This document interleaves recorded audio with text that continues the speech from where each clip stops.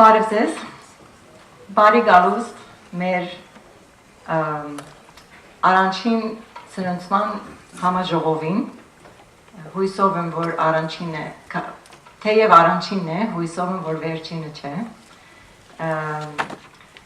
ներողություն եմ խնդրում, որ ես պետք է անպայման ներկայացնեմ իմ աշխատանքս և մեր ժողովին անգլերեն լեզվով, որտեղ հայրենս մի քիչ թույլ է, ես երրորդ սերունդն եմ Ամերիկա ծնված և հակառակավոր էստեղ Հայաստանը բավական ժամանակ անցկացրել, չի բավարարվում, որ ես հայրենով ոսամցեցել, բայց հույսով եմ, որ վերջը, որ առիթ ունենանք, միջանցքում կամ լանչուտելու ժամանակը մենք իրար հետը կարանք հայրեն խոսանք. So welcome everyone to the Nutrition Symposium. I was saying before that it's our first, but I hope it's not our last.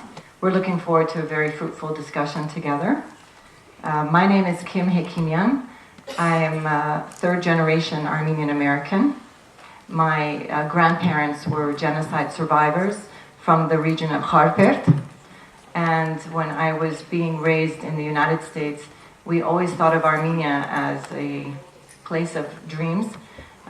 In my family in particular, first there was Armenia, then there was heaven, and then everything went down from there. So thank you for letting me take part in a piece of heaven here over the last 20 years. I've been involved in public health initiatives for 20 years, ever since I finished my education at Johns Hopkins University in the School of Public Health. I had the opportunity and the privilege to come and be here when the School of Public Health at the American University opened up, and it has really played a significant role in my life. Armenia is a relatively young country. Armenia will turn 23 years old in September. I don't need to tell you how many difficulties and challenges this country has faced since independence. You have all lived through those challenges. But I need to tell you from my perspective and from that of my colleagues who are here visiting from New York, that in spite of these great obstacles, you have managed some amazing achievements in public health in particular, including the reduction of infant mortality through various maternal and child health initiatives. Most of all of you have participated in those initiatives, and you should be very proud of the work that you have done and of the achievements that you have made in this field. So, my belief and our collective belief is that Armenia will also make great strides in the area of nutrition. Infant mortality 20 years ago was a huge crisis in this country. You have worked very hard to reduce it. Now we're at the stage, though it's still sort of crisis, we're at the stage of saying, okay, we have dealt with the mortality issues, but what is the quality of the health of the children who remain? And I believe that together, collectively, we will continue to make progress in this area. Nutrition is a complex field which involves multiple sectors. The health sector, for sure, but also agriculture, education, and business sectors. In addition, understanding the field of nutrition requires education and research in the areas of basic science research, clinical research, and public health research. Though knowledge is rarely enough to produce behavior change, especially in the area of feeding and eating habits, knowledge is often the first stepping stone on the challenging path to lifestyle change. With this conference, we hope to gain new knowledge, all of us, that will enrich our understanding of the field, and that this knowledge will serve as a catalyst for future initiatives and future collaborations together. The conference itself was made possible by the sponsorship of the following organizations: FAR, the Fund for Armenian Relief, World Vision, the Janishyan Foundation, the Armenian American Health Professionals Organization, the Armenian Medical Fund, and the JNF Foundation. I personally want to thank the organizing committee, and I ask you to just stand up. Vartu Petrosyan from the American University of Armenia and her staff. Hambartsum Simonian from the Fund for Armenian Relief and his staff, and Naira Harahanyan from World Vision and her staff. Guys, you have put a lot of work into this, and I really appreciate what you've done, and I hope to always have the opportunity to work with you in the future. I also want to welcome and thank the huge efforts made by my colleagues at Columbia University. These people have heard me speak about Armenia for so long that finally they said, okay, yallah, let's go to Armenia and see what this whole thing is that you're talking about. I'd like for them to stand up briefly, and I want to welcome them as well. I'm going by alphabetical order here.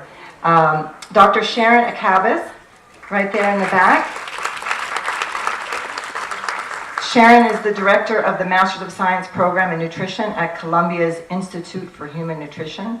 She's a recognized leader in nutrition education and in obesity prevention. As you know, obesity is the #1 public health nutrition-related issue in the United States, and it is soon becoming the #1 nutrition-related issue in many, many other countries. So we're very, very happy to have her with us. Dr. John Bilizikian is the head of the Division of Endocrinology at Columbia Medical School.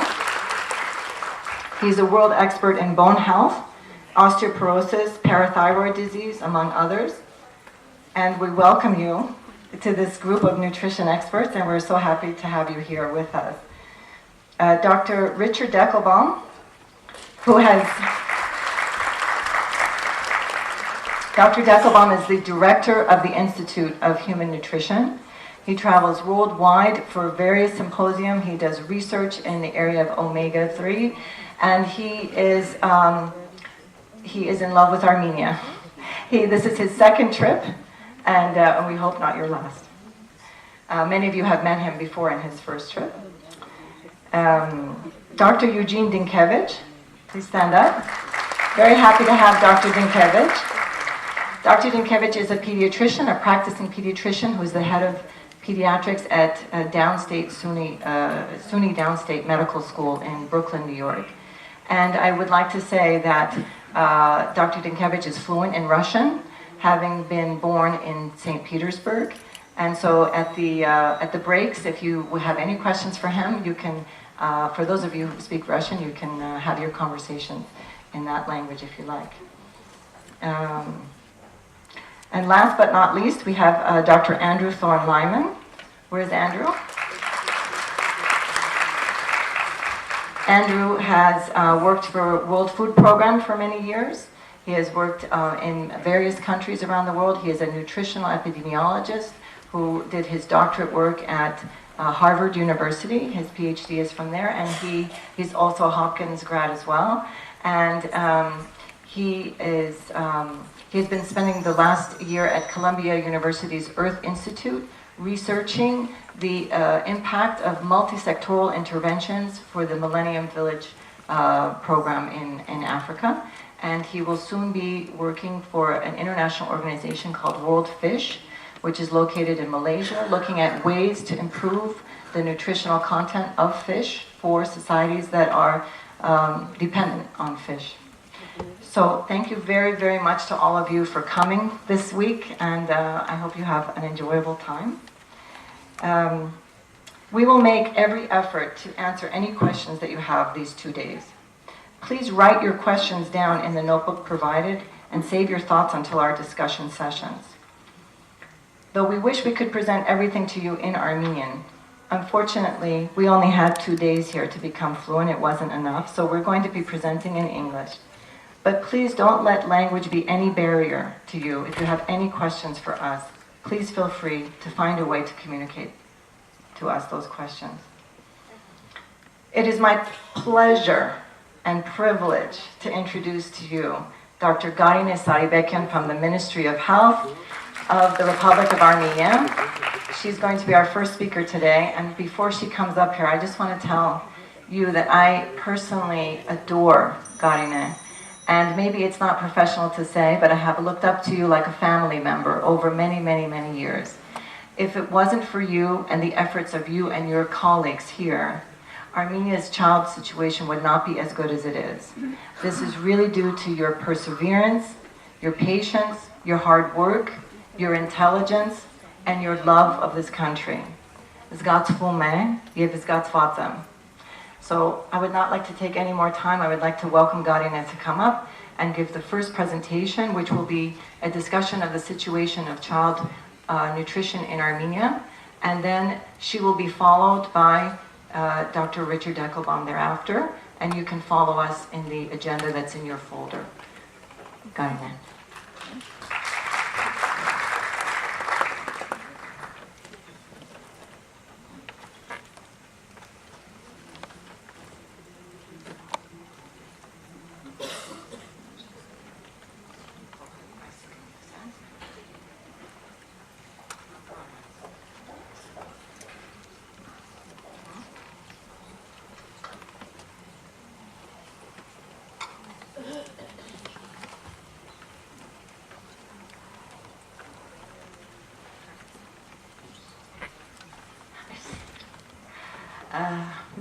Զեկուցումը սկսելը կուզեի ողջունել այս կոնֆերանսի մասնակիցներին, առողջապահության նախարար պարոն Մուրադյանի անունից եւ փոխանցել ձեզ իր ափսոսանքը, որ չի կարող այստեղ լինել եւ մասնակցել այս շատ կարեւոր խնդրի քննարկմանը։ Նախարարը եւ փոխնախարարները մարզ մեկնեցին այսօր առավոտյան, բայց խնդրեցին փոխանցել իրենց ողջունի խոսքը, իրենց շնորհակալությունը կազմակերպիչներին եւ Կոլումբիայի համալսարանի դասախոսական կազմին եւ Ամերիկյան համալսարանի հյուրընկալության եւ աջակցող կազմակերպություններին, Հայտնության ֆոնդին, World Vision կազմակերպությանը եւ հուսալ, որ երկօրյա այս քննարկումները շատ արդյունավետ կլինեն մեր նախարարության կողմից հետագա ռազմավարության մշակման եւ առավել արդյունավետ ծրագրեր իրականացնելու գործընթացում։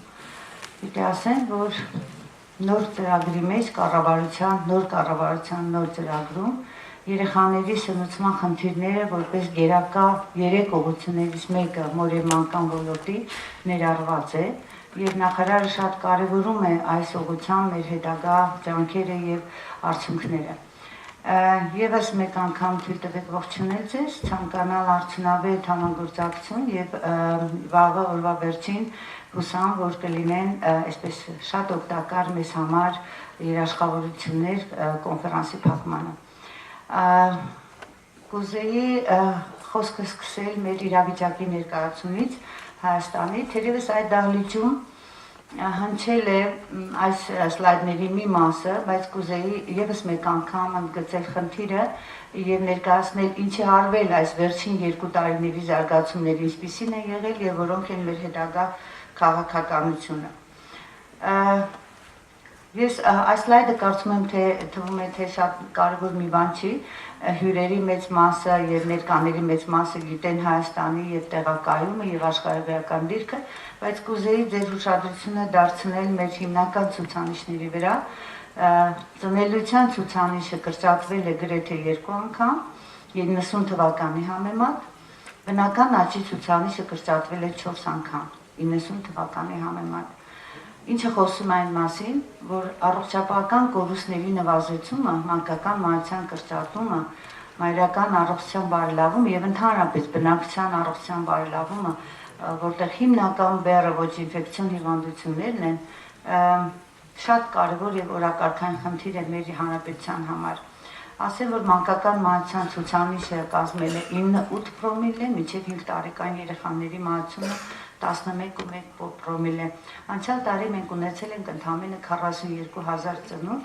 90 թվականին մենք ունեինք 89,600 ծնունդ, ուղղակի որպեսզի պատկերացնենք, թե որքան փոքրանում է մեր երիտասարդ սերունդը եւ ասեմ, որ մեր ազգը ներկայումս դասակարգվում է որպես ծերացող ազգ ցավոք սրտի եւ պահպանել մեր առողջական պոտենցիալը դա իսկապես կարող է լինել մեր ներդրում տնտեսական զարգացման ոլորտում եւ այստեղ անխոս զնուցումը մեծ դերակատարում ունի։ Մեր օրենսդրության 3 օրենքներ են անդրադառնում սնուցման խնդիրներին, դուք տեսնում եք այդ օրենքները, ես չեմ ուզում դրանք հիմա կարդալ, բայց ասեմ, որ շատ կարևոր մի օրենք, որ արդեն 2 ընթերցմամբ անցել է ազգային ժողովում եւ ապրիլի վերջին պետք է ասներ 3-րդ ընթերցման, դա կրծքով սնուցման խրախուսման եւ մանկական սննդի շրջանառության մասին օրինագիծն է, ցավոք դեռ չի ընդունվել, բայց հուսով ենք, որ այս տարի այդ օրենքը կընդունվի։ Եվ ազգային ռազմավարության մի շարք փաստաթղթեր, որոնք կուզեի կարևորել,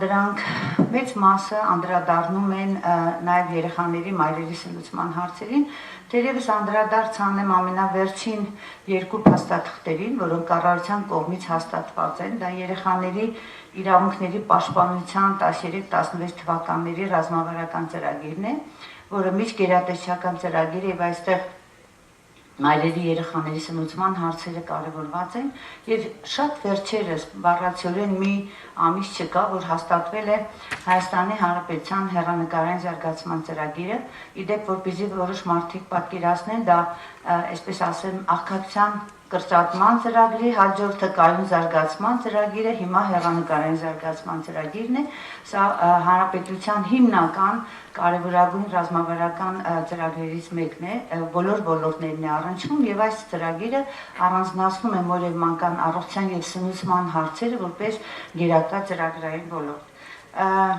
Կուզեի ասել, որ իրավիճակը, որ փորձեմ ներկայացնել, հենվում են եւ պաշտոնական տվյալների վրա եւ այլընտրանքային հետազոտությունների վրա։ Ես ուղղակի գուցե ընթացքում մի քանի անգամ անդրադարձ անեմ եւ գիմին հիշեցնեմ մեր համատեղ աշխատանքի սկիզբը եւ առաջին հետազոտությունը, որ մենք հասկացանք ինչ է հետազոտություն, ինչ է նշանակում այլընտրանքային տվյալներ, կատարվեց 93 թվականին, իմ ճիշտ եմ հիշում 93-ին Կիմի ղեկավարությամբ եւ այս ծրագիրը նպատակ ուներ հասկանալու կրծքով սնուցման հետ կապված իրավիճակը եւ առաջին անգամ մենք հասկացանք ինչ է նշանակում բացառապես կրծքով սնուցում եւ նույնիսկ ցուցանիշն եմ հիշում 0.7%, ինչը ուղղակի ընտրանքի մեջ մեկ պատահական դեպք էր, որի տատիկ այդ փոստիկի ասել էր, որ ջուր պետք չի տալ, որտեղ երեխան դրա կարիքը չունի, սա մեկ դեպք էր, մենք հիմա մի քիչ հետո խոսենք ինչ զարգացումներ ենք հետո ունեցել,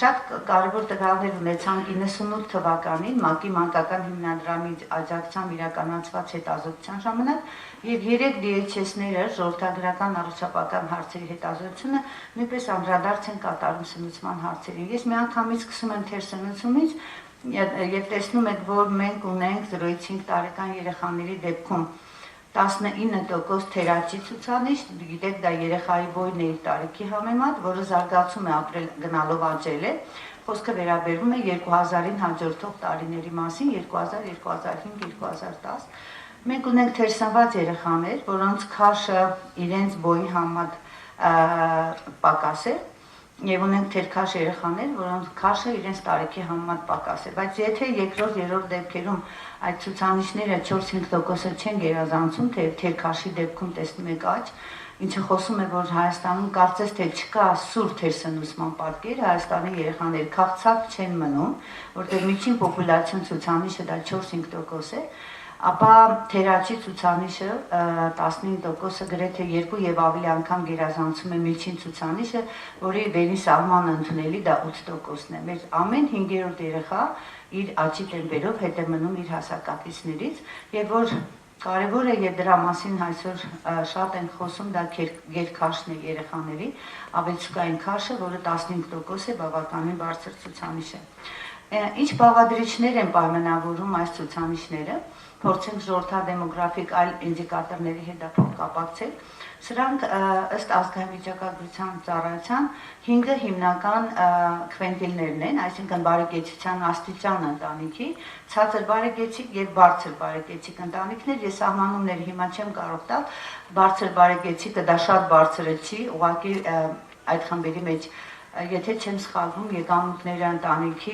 գերազանցում է 200-300 դրամը, եթե չեմ սխալվում, այլ ինդիկատորներ նույնպես կան, ապա դուք եթե տեսնեք, որ աղքատ ընտանիքներում երեխաների 26% ունի թերաճ, ապա քիչ չէ նաև հարուստ եւ միջին բարեկեցիկ ընտանիքներում 16-18%-ը։ Սա խոսում է այն մասին, որ այնքան շատ չէ սննդի պակասը, որքան պակաս է նաև գիտելիքները մայրերի երեխաներին ճիշտ կերակրելու, եւ այս սլայդը նույնպես դրա ապացույցն է ըստ մայրերի կրթական ցենզի։ Իհարկե, որքան կրթական ցենզը բարձր է, այնքան թերաճի ցուցանիշը բարձր է, բայց անգամ բարձրագույն կրթության մայրերի դեպքում մենք ունենք 15% թերաճություն եւ տեսեք ավելի բարձր տոկոս գերքաշություն 17%։ Գյուղ քաղաք կտրվածքով տեսնում ենք, որ գյուղում խնդիրը ավելի արտահայտված է, տղա աղջիկ կտրվածքով տարբերությունը շատ մեծ չէ, շատ քիչ տարբերությամբ աղջիկները ավելի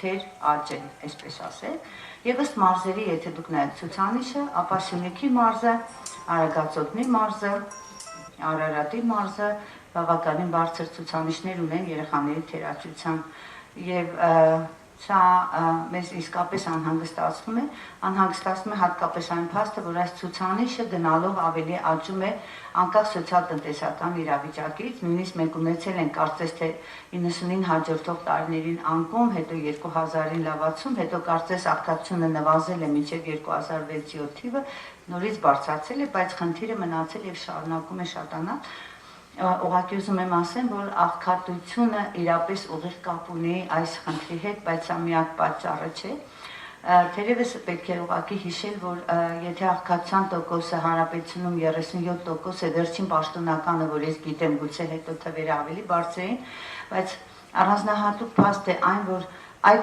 37% աղքատ ընտանիքներում ապրում է 0-5 տարեկան երեխաների 52%-ը։ Ամեն երկրորդ երեխան 0-5 տարեկան ապրում է աղքատ ընտանիքում։ Սա պետք է հաշվի առնել հետագա ռազմավարությունները մշակելուց։ Ըստ մարզերի, եթե դուք ուշադրություն դարձնեք, այստեղ թերաճության ցուցանիշն է եւ կարմիր գույնով դուք տեսնում եք Սյունիք, Արարատ, Գեղարքունիք, Լոռի եւ տեսեք գերքաշության ցուցանիշը, ելի նորից 4 մարզը կրկնվում է Լոռի, Գեղարքունիք, Սյունիք, Արարատ։ Ինչը նշանակում է, որ թերաճությունը եւ գերքաշությունը զուգահեռ իրար հետ փոխկապակցված եւ իրար հետ քայլող խնդիրներ են։ Ես կուզեի, որ անդրադարձ կատարեմ նաեւ կրծքով սնուցման եւ հավելյալ սնուցման ցուցանիշների վրա, որտեղ դահլիճի մեծ մասը գիտի, թե որքան կարեւոր են այս գործընթացները երեխայի թերաճությունը կանխելու համար։ Եվ դուք տեսնում եք, որ խոսելով կրծքով սնուցման ցուցանիշի քիչ թե շատ բարելավման մասին, իդեպ ասեմ, որ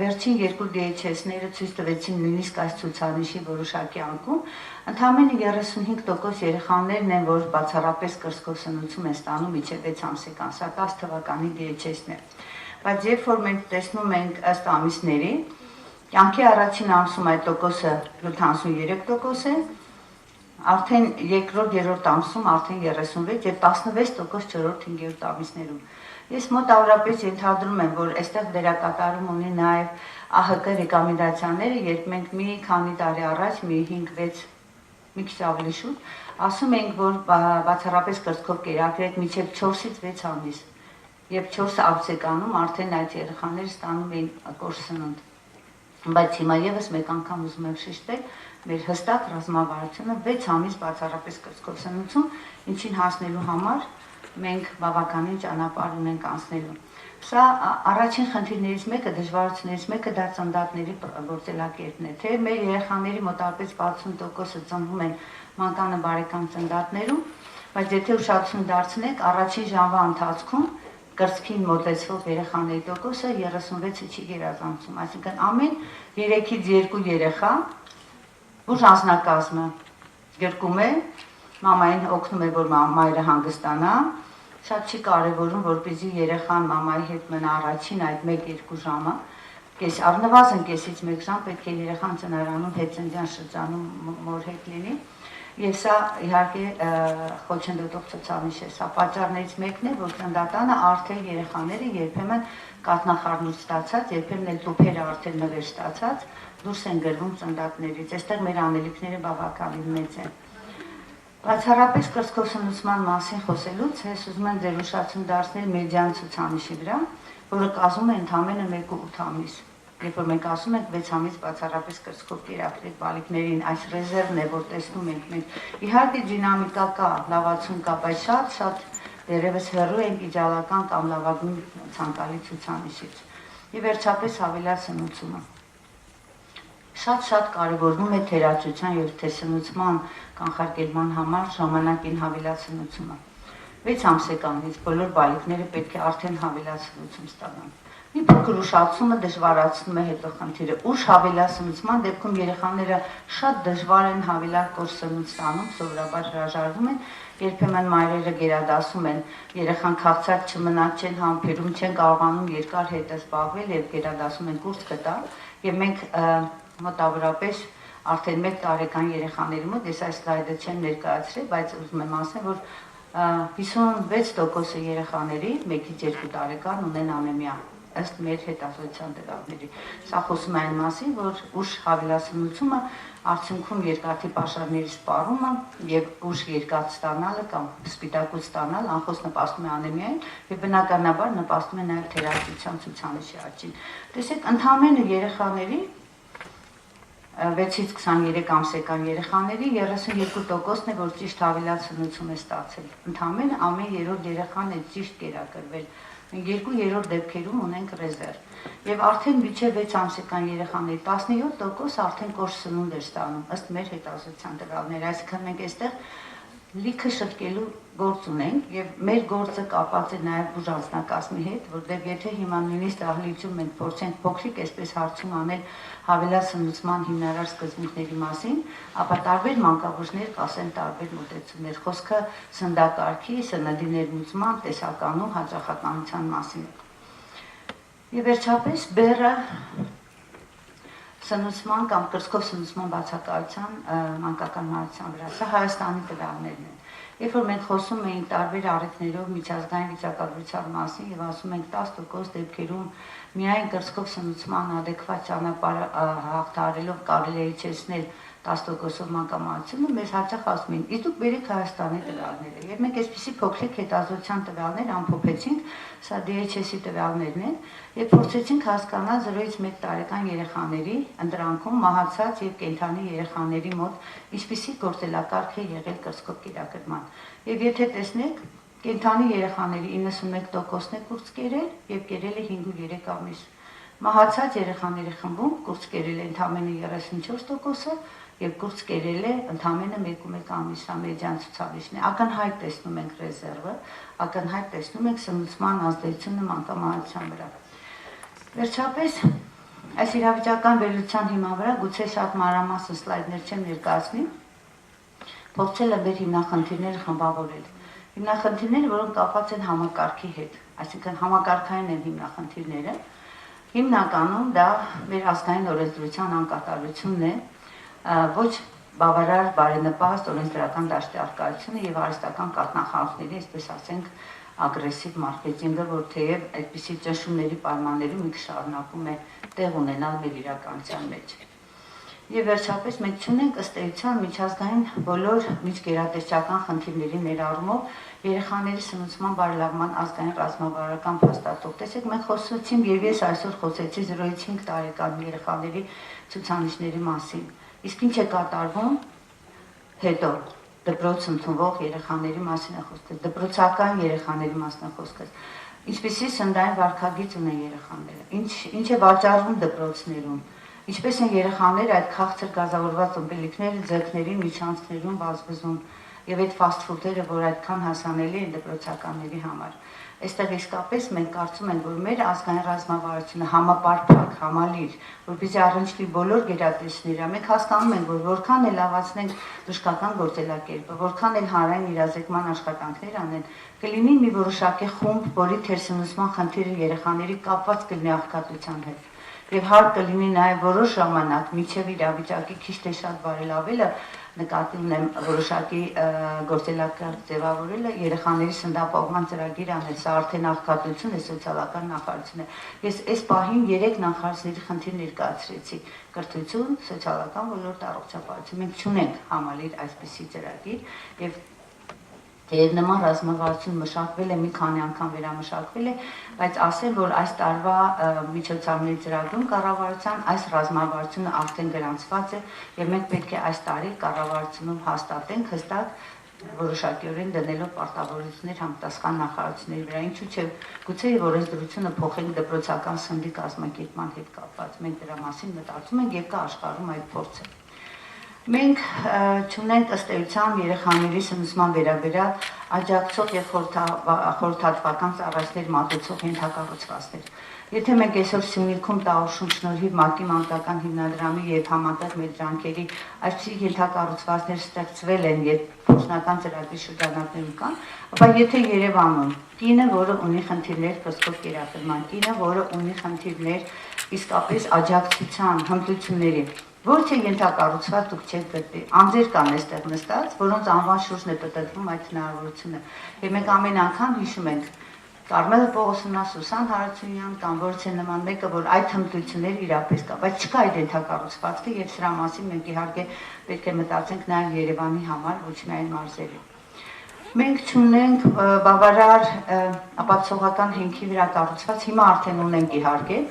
ուղեցույցներ, հավելասնուցման ազգային ուղեցույցներ, բայց դեռևս այդ ուղեցույցները բոլոր մանկաբույժների համար այսպես ձեռքի տակ չեն, բոլորը չի, որ այդ ուղեցույցներով առաջնորդվում են, հետևաբար մենք այդ հմտությունների բարելավման դաշտ ունենք, շատ մեծ դաշտ։ Մենք համայնքային ծրագրերը պետք է խթանենք երեխաների սնուցման կազմակերպման եւ այդ համայնքային նյութերի, համայնքային ուսուցման հետ կապված ելի աշխատելու տեղ ունենք։ Եվ թե World Vision-ի հետ մենք աշխատում ենք եւ դրան միակ միջազգային կառույցն է, որ համայնքային ենթակառուցվածքներ ունի եւ մենք իրենց միջոցով աշխատում ենք, բայց 6 մարզը եւ 6 մարզում ոչ բոլոր շրջանները կարծում եմ դեռևս բավարար չեն բավարար արդյունք ունենալու համար։ Եվ վերջապես մենք խոսում ենք այսօր նախադիպլոմային եւ հետդիպլոմային կրթական համակարգում դասավանդման այդ կուրիկուլումների եւ ուսուցման բացերի մասին եւ բժշկական համալսարանն այսօր, որը իրականացնում է եւ դիպլոմային եւ հետդիպլոմային կրթություն, կարծում եմ պետք է իր ուղեցույցներում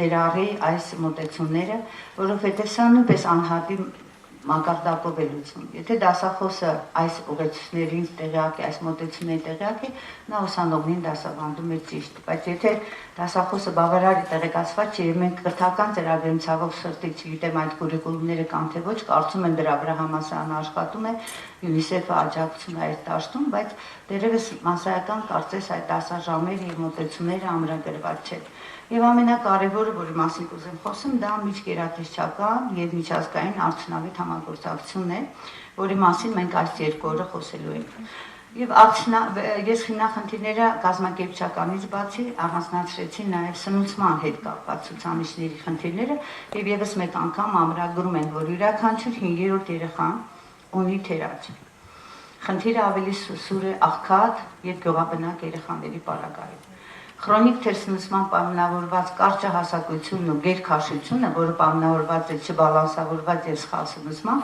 զուգահեռ են իրար հետ եւ նույնպես հիմնախնդիր են 2 ծայրերում։ Կրծքով սնուցման հավելասնուցման ցուցանիշներ տեսակ, որ մենք բավականին տեղ ունենք բարելավելու եւ վերջապես մենք եթե անկեղծ լինենք, այսօր եթե ասենք ունենք երեխաների սնուցման վիճակի գնահատման մոնիտորինգ, երևի կասեք որտեղ է այդ մոնիտորինգ համակարգը, բոլորս գիտենք, որ պոլիկլինիկաներում երեխաներին կշռում ենք, չափում ենք, հաշվում ենք իրենց պերցենտիլները, ինչքան է երեխան կորը գծում ենք, բայց այդ տվյալները պոլիկլինիկայից դուրս չեն գալի եւ մնում են պոլիկլինիկայում։ ՄԱԿ-ի մանկական հիմնադրամը փորձեց աջակցել մեզ այս համակարգը ներդնել ազգային համակարգ, ցավոք սրտի տվյալների հավաքագրումից այն կողմ դեռևս վերլուծական այսպես կենտրոն չունեցանք, որպեսզի այս տվյալները պարբերաբար ամփոփվեն եւ հրապարակվեն, առ այսօր մենք ունենք միայն DHS-ի տվյալներ եւ միայն DHS-ով կարող ենք խոսել մեր միտումների մասին։ Ես կուզեի ասել, որ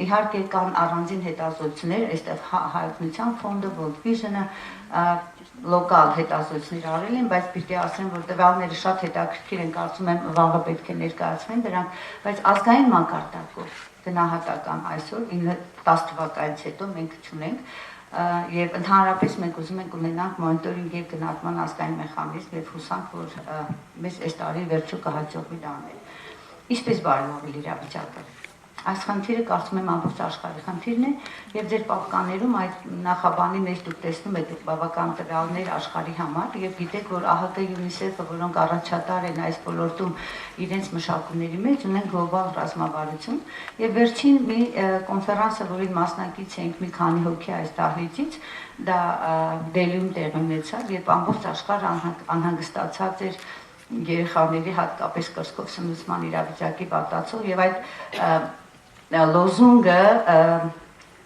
mom made not man made այսինքն ոչ մանուֆակտուրային այլ մայրական կաթը երեխաների համար ամբողջ աշխարհին հավաքել էր միտեղ եւ փորձում էին լուծումներ գտնել Ինչպիսին է մեր ազգային քաղաքականությունը, ինչպես ենք տեսնում մեր անելիքները առաջիկայում եւ ինչ ծրագրային միջոցառումներ եւ զարգացումներ ենք ունեցել մենք Ըստ էության կրծքով սնուցման ծրագիրը եւ կիմը նստած է 94 թվականին եւ կոլեգիայով հաստատվեց եւ հիշում եմ մեծ ողջավորությամբ մենք միանգամից ներդրեցինք ծրագիր եւ իսկապես ունեցանք արդյունքներ բավականին աշխատանք արվել է մանկանը բարեկամ ծննդատուն, մանկանը բարեկամ պոլիկլինիկա Յոդի անբավարարության հետևանքների հաղթարման մասին ենք մենք այսօր խոսում, որտեղ Հայաստանը սերտիֆիկացվել է եւ այս դաշտում շատ մեծ ներդրում ունի ՄԱԿ-ի մանկական հիմնադրամը ի սկզբանե մենք այսօր յոդի դեֆիցիտի մասին վերացման մասին չենք խոսի, եթե չլինեին այդ 90-ականների կեսերի մեր ջանքերը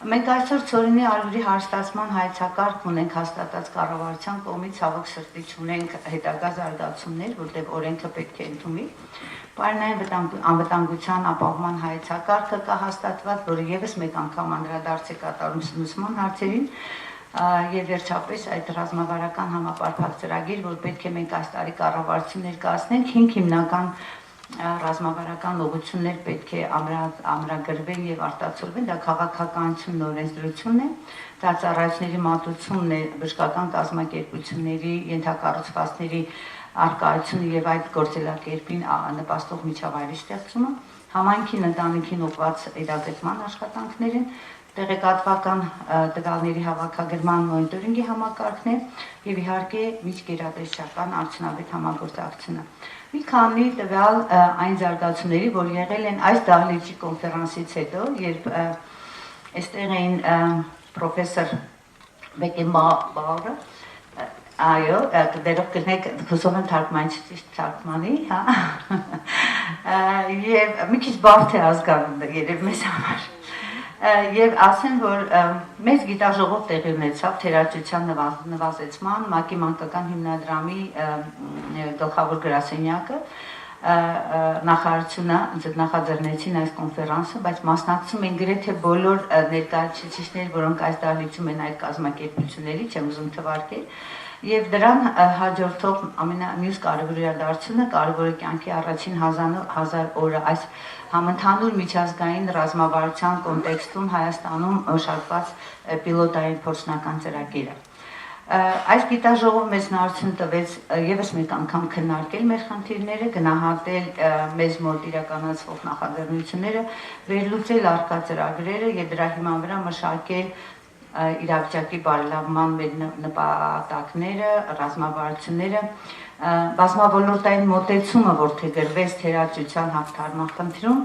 եւ իհարկե մշակվեց համատեղ գործողությունների եւ մոնիտորինգի ծրագիր, որը ներդրվեց այդ պիլոտ ծրագրի շրջանակներում։ Տեսեք, սա մեր ազգային ուղեցույցներն են, որոնք արդեն պարտադիր են բոլորի համար, ուղղակի կարծում եմ, որ եթե մենք ունենանք բավարար քանակությամբ տպագրված, որտեղ Երևան քաղաքը ցավոք սրտի մեր բոլոր ծրագրերում կարծես թե հետ է մնում եւ ուշ է ընդգրկվում կամ ընդհանրապես չի ընդգրկվում միջազգային համագործակցությամբ իրականացվող ծրագրերը, որտեղ շեշտը լինում է մարզերի վրա եւ ցավոք սրտի մարզերում շատ ավելի լավ որդեգրած կամ լավ գործելակարգով կրծքով սնուցման վրա գտնվող երեխան ընկնելով Երևանի ոչ հիվանդանոց դուրս է գրվում արդեն արհեստական սնուցման վրա եւ սա փաստ է եւ Երևանը կարծում եմ նույնպես պետք է ընդգրկվի այս ծրագրում եւ այս ուղղությունների բավարար քանակությունը կարծում եմ մեծ ուսուցում կարելի է չանել ունենալով ուղեցույցները մանկաբույժները կարող են կարդալ մեկ ուղեցույցը ծննդատան համար է մյուս ուղեցույցը պոլիկլինիկայի համար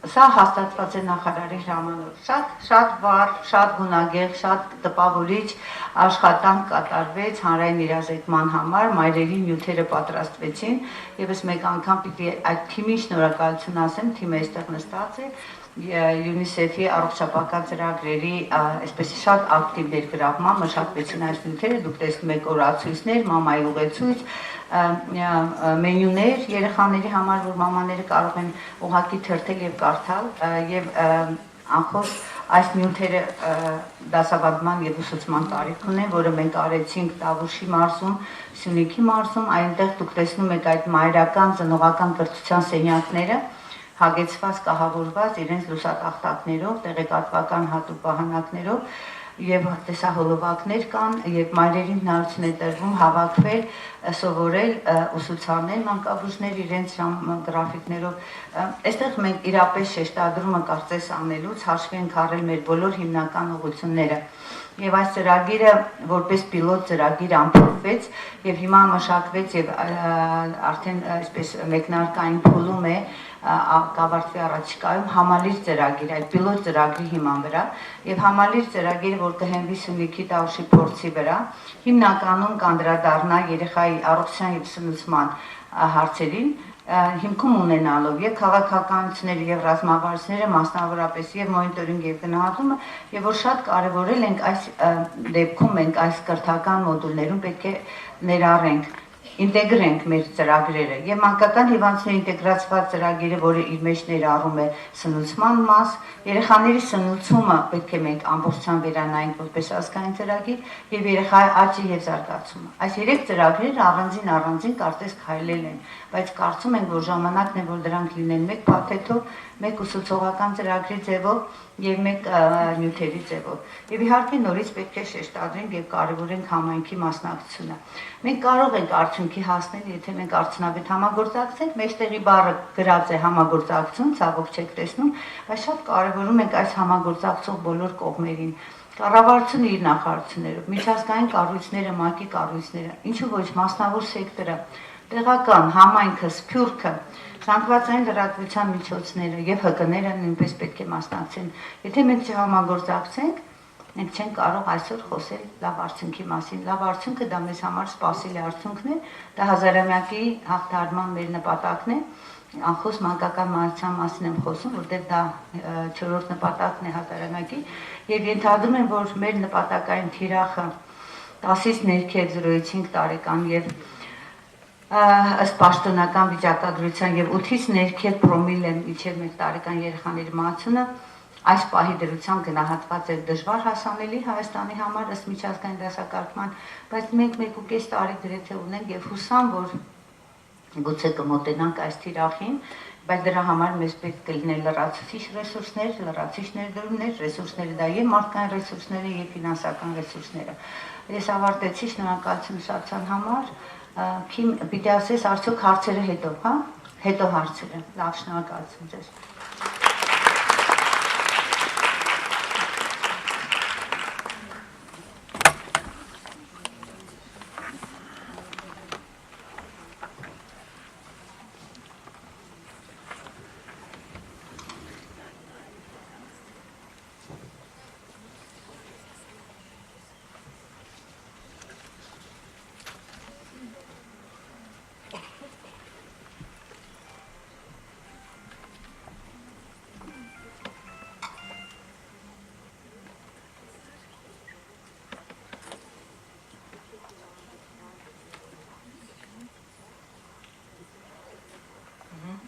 I would now like to welcome Dr. Richard Dekovam, the director of the Institute for Human Nutrition.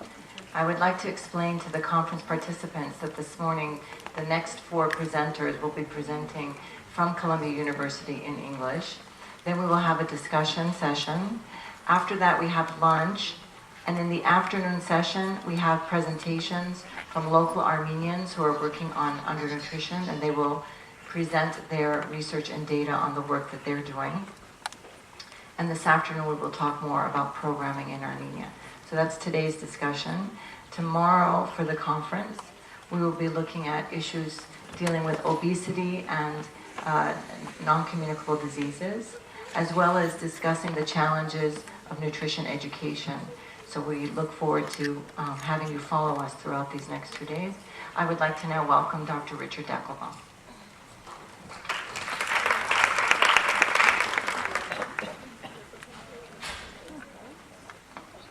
Well, thank you, Kim, and I'm really excited to be back here because I think here we have an audience that really wants to move the nutrition agenda forward.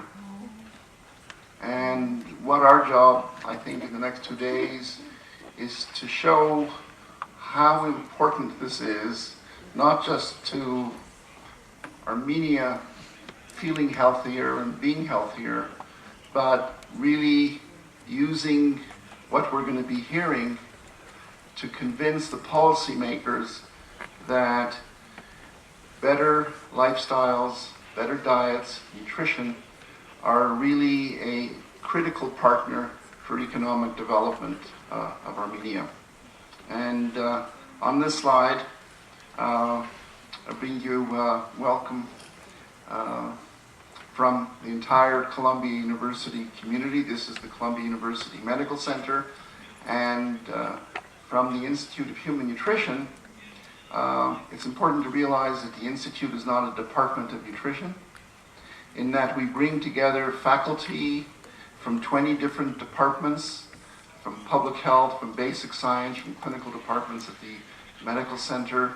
And as we just heard in the last talk, that's what we really need to advance the nutrition agenda. We need intersectoral approaches.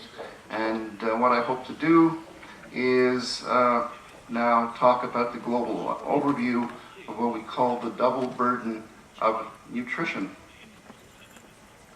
But before I get going, these are the people that have really helped teach me how important nutrition and nutritional outcomes can be in different populations, from Japan to the Palestinians, and you'll see some examples. But special thanks to Kim Hakimian and to Ed Hausipian, who really got me interested in trying to understand, beginning to understand how nutrition can be improved as part of policy in the Republic of Armenia. This is the double burden. This is what's happening right now worldwide. So we have about, it's actually over a billion people are hungry and undernourished, and they're being counterbalanced now by more than a billion that are overweight. And we have to think of approaching this in an integrated way. Let's first look at the undernutrition side of the double burden and figure out how much does undernutrition cost.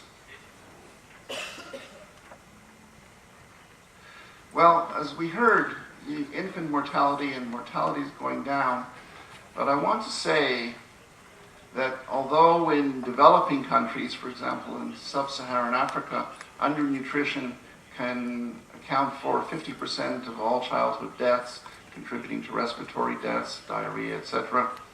But the important thing is that the mortality statistics do not capture the long-term effects of undernutrition. These are the people that live with undernutrition. They do not capture the long-term effects on human capital. A couple of examples. So let's look at Ethiopia and take an undernourished BMI, 17. That's WHO would call this undernourished, and increase the BMI by 10%. So the BMI goes from 17 to 18.7, which puts it in the normal BMI range. Well, that Doctors Kroppenstedt and Mueller calculated would lead to an increased work output in Ethiopia by 23% and increase wages of 27%. These models have turned into reality in some countries like Guatemala, where they've actually followed cohorts from childhood to young adulthood and show that with nutrition interventions to decrease underweight and to decrease stunting, there's markedly increased human productivity. This is another example by Dr. Joe Hunt from the Asian Development Bank, who said that a 1% loss in adult height as a result of childhood stunting is associated with a 1.4% loss in productivity. And that's shown here, where if we look just going from the 50th percentile in height to the 3rd percentile, still in the normal range. 3rd percentile is still in the normal range. So that's a 8% difference in height. This 8% decrease in height going from 50 to the 3rd percentile would be associated with a 11.2% decrease in productivity. And this is now being proven in actual country situations. Stunting. So stunting means that when you go into a grade 4 class and you're told this is grade 4, you think you're in a grade 1 class. And I remember on my last visit we went to a far food kitchen, and it was just striking. You know, speaking to teenagers that were this short, it was common. And it's not just being short. So this is an example already from the 90s. It was realized that stunting is associated with abnormal brain development, not just decreased head circumference, but an abnormal brain. And this is shown here on your right with impaired brain cells with different kinds of branching. These brain cells might not work as well as the brain cells on the left. And I think this is an interesting slide because it shows 3 soldiers. One's American, you can guess who, and 2 from a genetically similar pool, Koreans. And you can see that the soldiers from North Korea are much shorter than those from South Korea. So this gives us some hope that North Korea will not take over.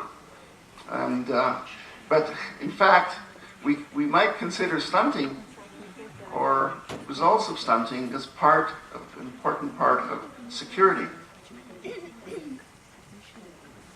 Now, stunting in Armenia. So something may be wrong. I don't know what it is in the last 2 years, but there's been an increase according to the surveys. And as we saw in the previous presentation, up to 36% in 1 Mars. So again, it's not just being short. People who were stunted, girls who were stunted, have an increased risk of low birth weight offspring. There are marked increases with stunting in terms of neonatal and infant mortality. And very importantly, there's a decreased mental and behavioral performance sort of in a group level. It doesn't mean that everyone who's short isn't as smart as someone who's tall, but as a group, it does have effects on behavioral performance. And very importantly, low birth weight and stunting are associated with when these children become adults, they have a higher risk of high blood pressure, type 2 diabetes, dyslipidemia, cardiovascular disease, chronic diseases. So stunting and low birth weight carry their effects into adulthood as part of the life cycle. And very interestingly, and we'll get to this, this is important, in Armenia, so in most places in Southeast Asia, low birth weight and stunting the low birth weight is sort of the very common, and it's a big contributor to stunting, small for gestational age. But in Armenia, my last visit, it was very striking for me to learn that low birth weight is pretty low in Armenia, 6 to 7%. Therefore, the question arises, what's happening after delivery that may lead to stunting in Armenia? And this is one of the things we have to figure out here in Armenia. Now, we've been talking about being big and strong, and this slide points out that being big does not always mean being smart. So I'd like to now just talk for a couple of minutes on the hidden malnutrition, which are the micronutrient deficiencies. And they're listed here on this slide as what we call the 7 sentinel nutrients. I won't go through them all. I'm going to show you, though, an example of a micronutrient deficiency that has effects on development. And this is a slide from Dr. Betsy Lozoff, who did one of the initial studies in Guatemala already almost 20 years ago, showing that if you look at children who are not anemic, and you look at children that are anemic, and you have a sort of baseline period, and then supplement the non-anemic and anemic children with iron, and look at their Bailey scales. The Bailey scales are really IQ tests for young children.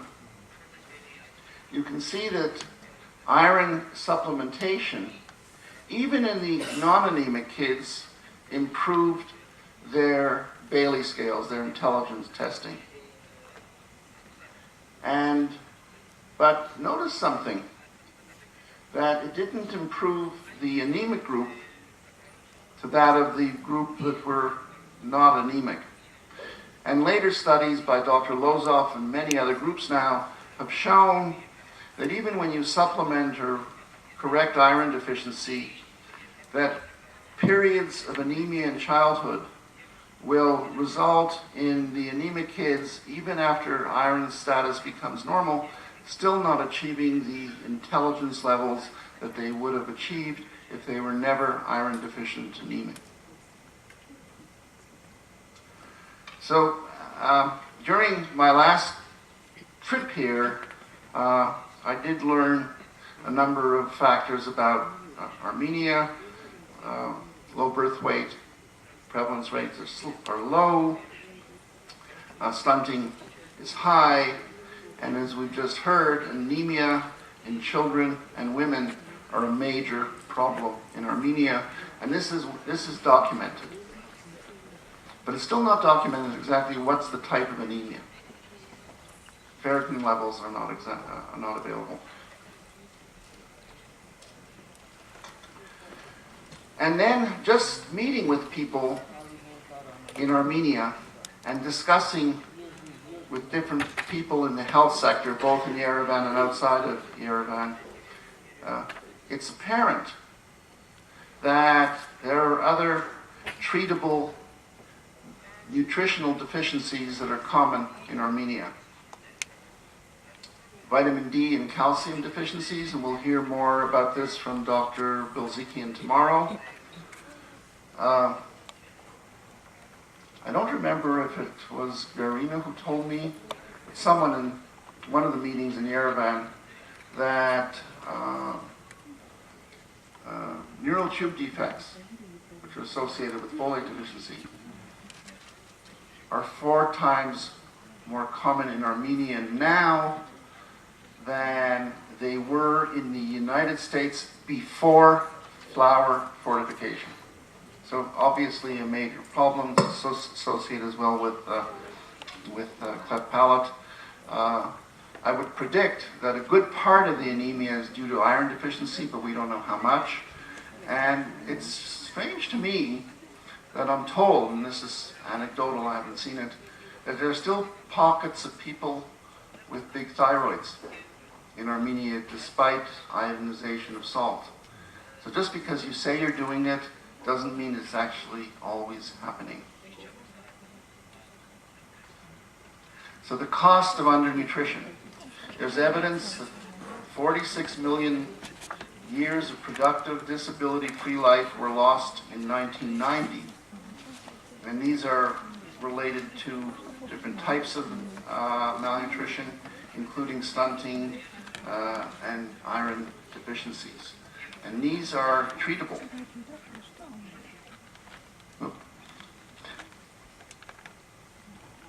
Now we'll switch to the other side of the double burden. But remember, they're not totally separate and they're interrelated. Look at the red areas. Okay, just look at the red areas. Focus on where they are. And here's the overweight map.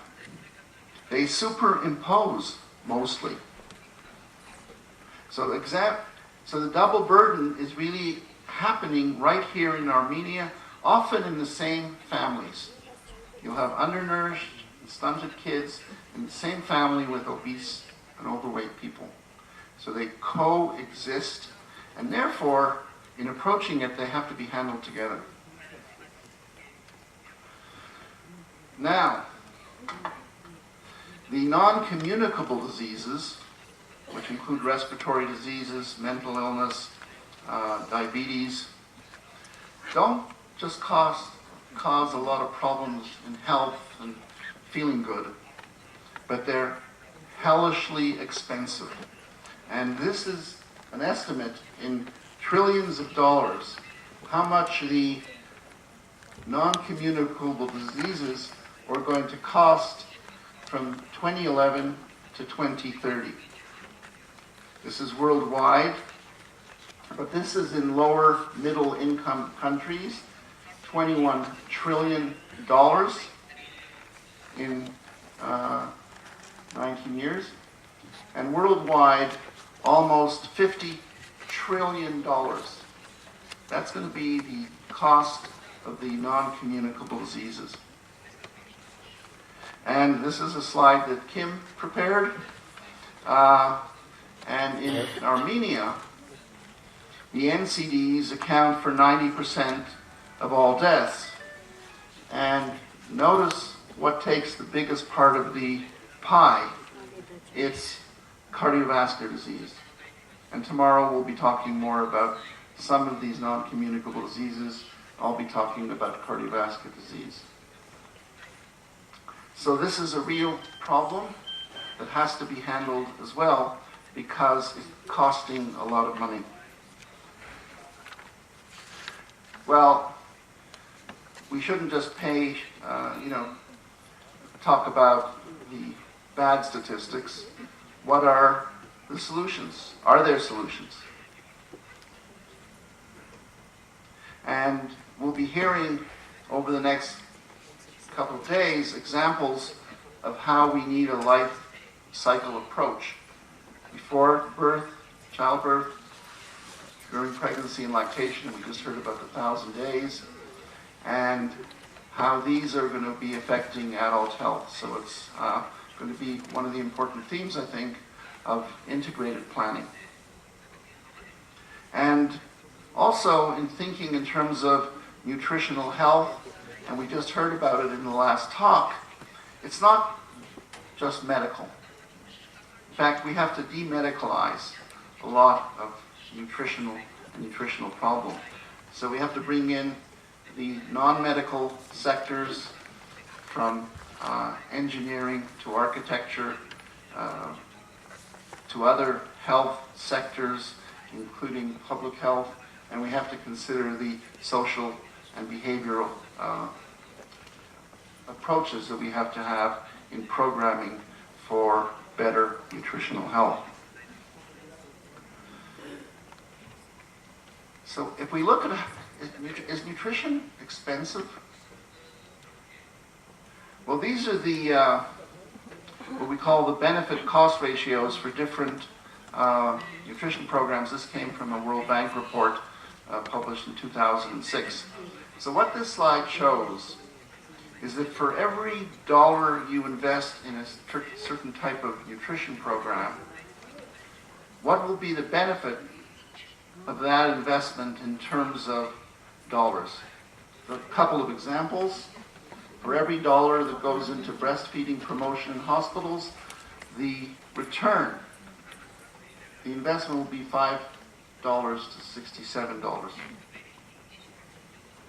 Iodine supplementation, up to $500 return for $1 investment. Iron fortification, up to $200 per dollar invested. So, you know, the investors in New York City and Wall Street don't do nearly as well as any of these programs do in nutrition.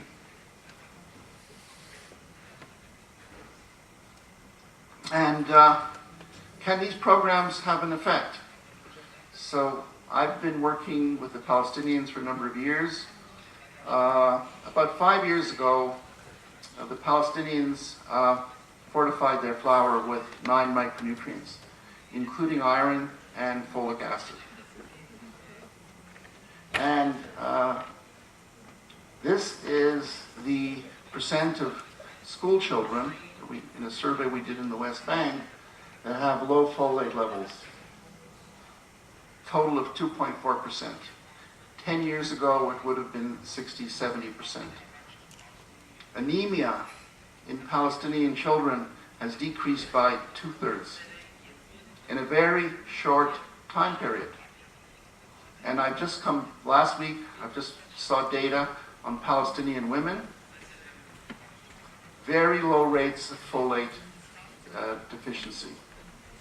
So these are very rapid changes that you can bring in by fortification. Just an example. And the person who gave me these numbers is sitting here with us, and we had a meeting. And I was told that in Armenia, the cost of not addressing stunting and anemia from 2012 to 2022 could amount to about $170 million. And the cost of flour fortification with iron and folate in Armenia over the same time period would be $6.2 million. Doesn't it make sense?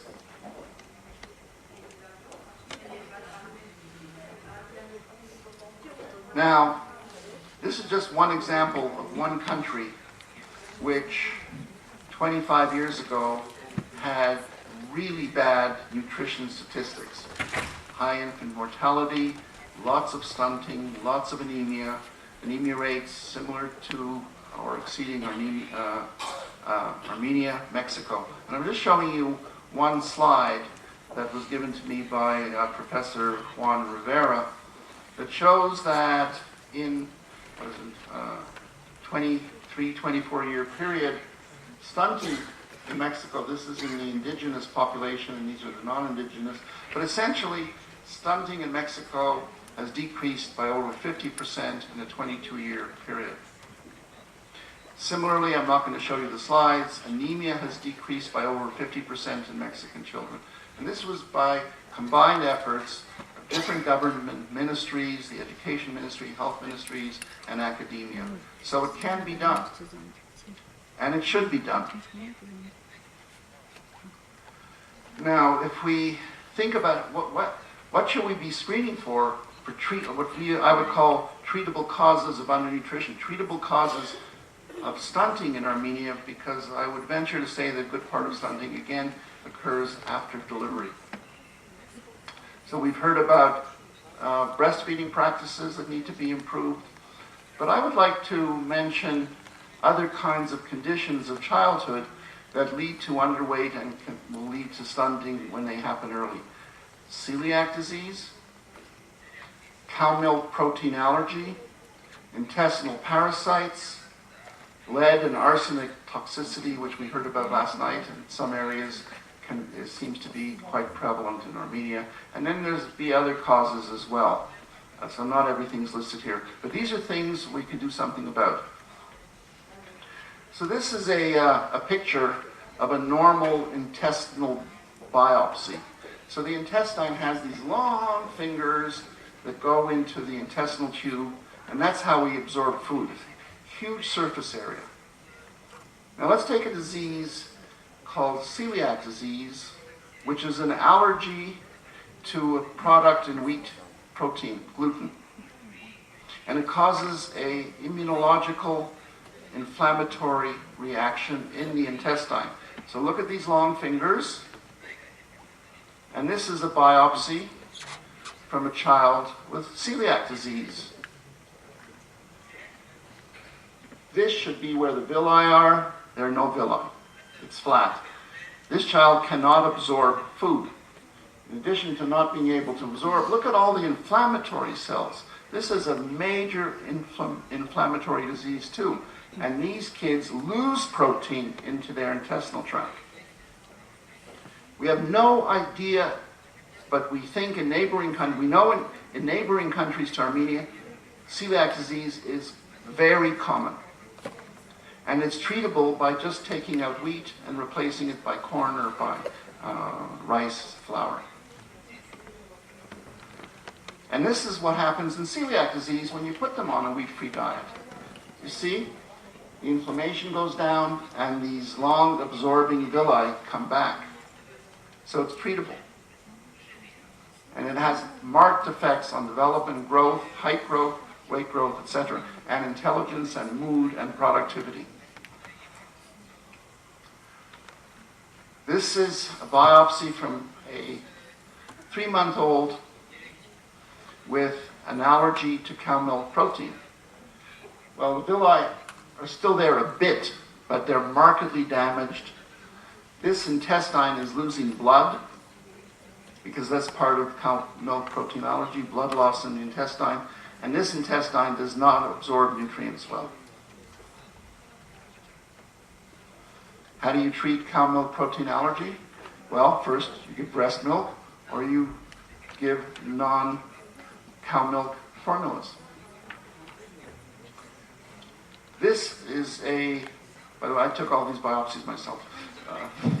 This is a biopsy of a child with an intestinal parasite, Giardia lamblia. You give 3 days of metronidazole, and this biopsy, the child loses Giardia. You wipe it out. And again, you can see an example of something that's treatable, that's going to lead to decreased height, decreased weight, and undernutrition. So we can do something about these, but we have to know if they're there or they're not there. We have to screen for them. Now, the other side of the global burden, cost. These are the direct health costs of obesity in the United States are $150 billion a year. This does not include time lost from work and other things that are associated with sort of being sick. We have no idea, I don't know, but someone probably could calculate how much is overweight and obesity costing Armenia. Something we need to know. And we'll be hearing during this conference about different solutions regarding the obesity epidemic involving individuals, community, industry, and government. So I'm not going to mention them now. I just want to show one slide from an article of Dr. Bloomberg from Tufts University in the first edition of a book that Adrian and I edited a number of years ago. We're now doing actually the 5th edition. So this is information from the late 90s. And I think it's quite interesting that Dr. Bloomberg calculated that if you can't get rid of disease, But if you delay the onset of when these diseases come into an individual's and into the health system, let's say for cardiovascular disease, just delaying it 5 years will save per year $69 billion in the United States. Stroke, hip fractures, cataracts. So Dr. Bloomberg calculated the total savings could be $82.5 billion by delaying the onset of when these diseases hit people and hit the population. And with those numbers in mind, I would like to ask, what are the costs of doing nothing? Thank you very much.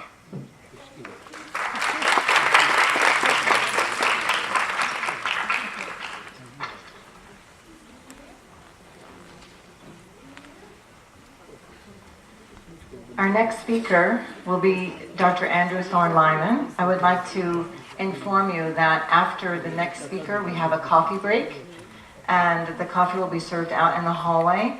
Because we are a lot of people, I would like to ask you to sort of spread out a little bit so that we can all get outside, have a cup of coffee, and mingle. After the coffee break, we're going to ask you to be back within 20 minutes to hear the last two speakers for this morning session, and then we'll open up for discussion. So now I'm going to have Andrew come.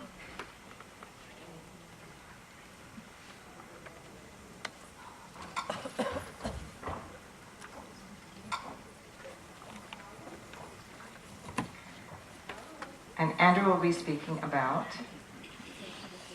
possibilities of addressing undernutrition in Armenia by looking at data from around the world.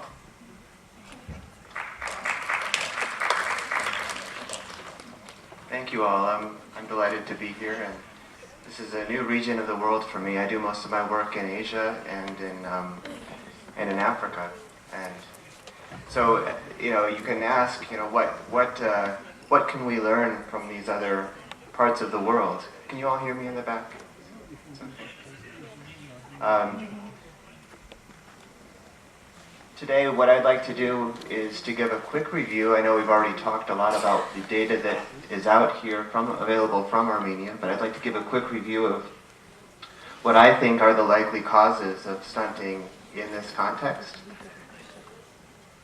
I'd like to talk about some of the possible interventions to address stunting in this context, and also, with a view to just getting all of you thinking about what you think might be the best solutions, because one of the things that I've learned from working in so many contexts is that it's so important to address this question of what is the local context and how, what's the landscape. In UNAIDS, I used to work a lot with HIV and AIDS, they say know your epidemic. And in a similar way, I think it's very important to know what the epidemic is of both undernutrition and overnutrition in this context. What's causing it?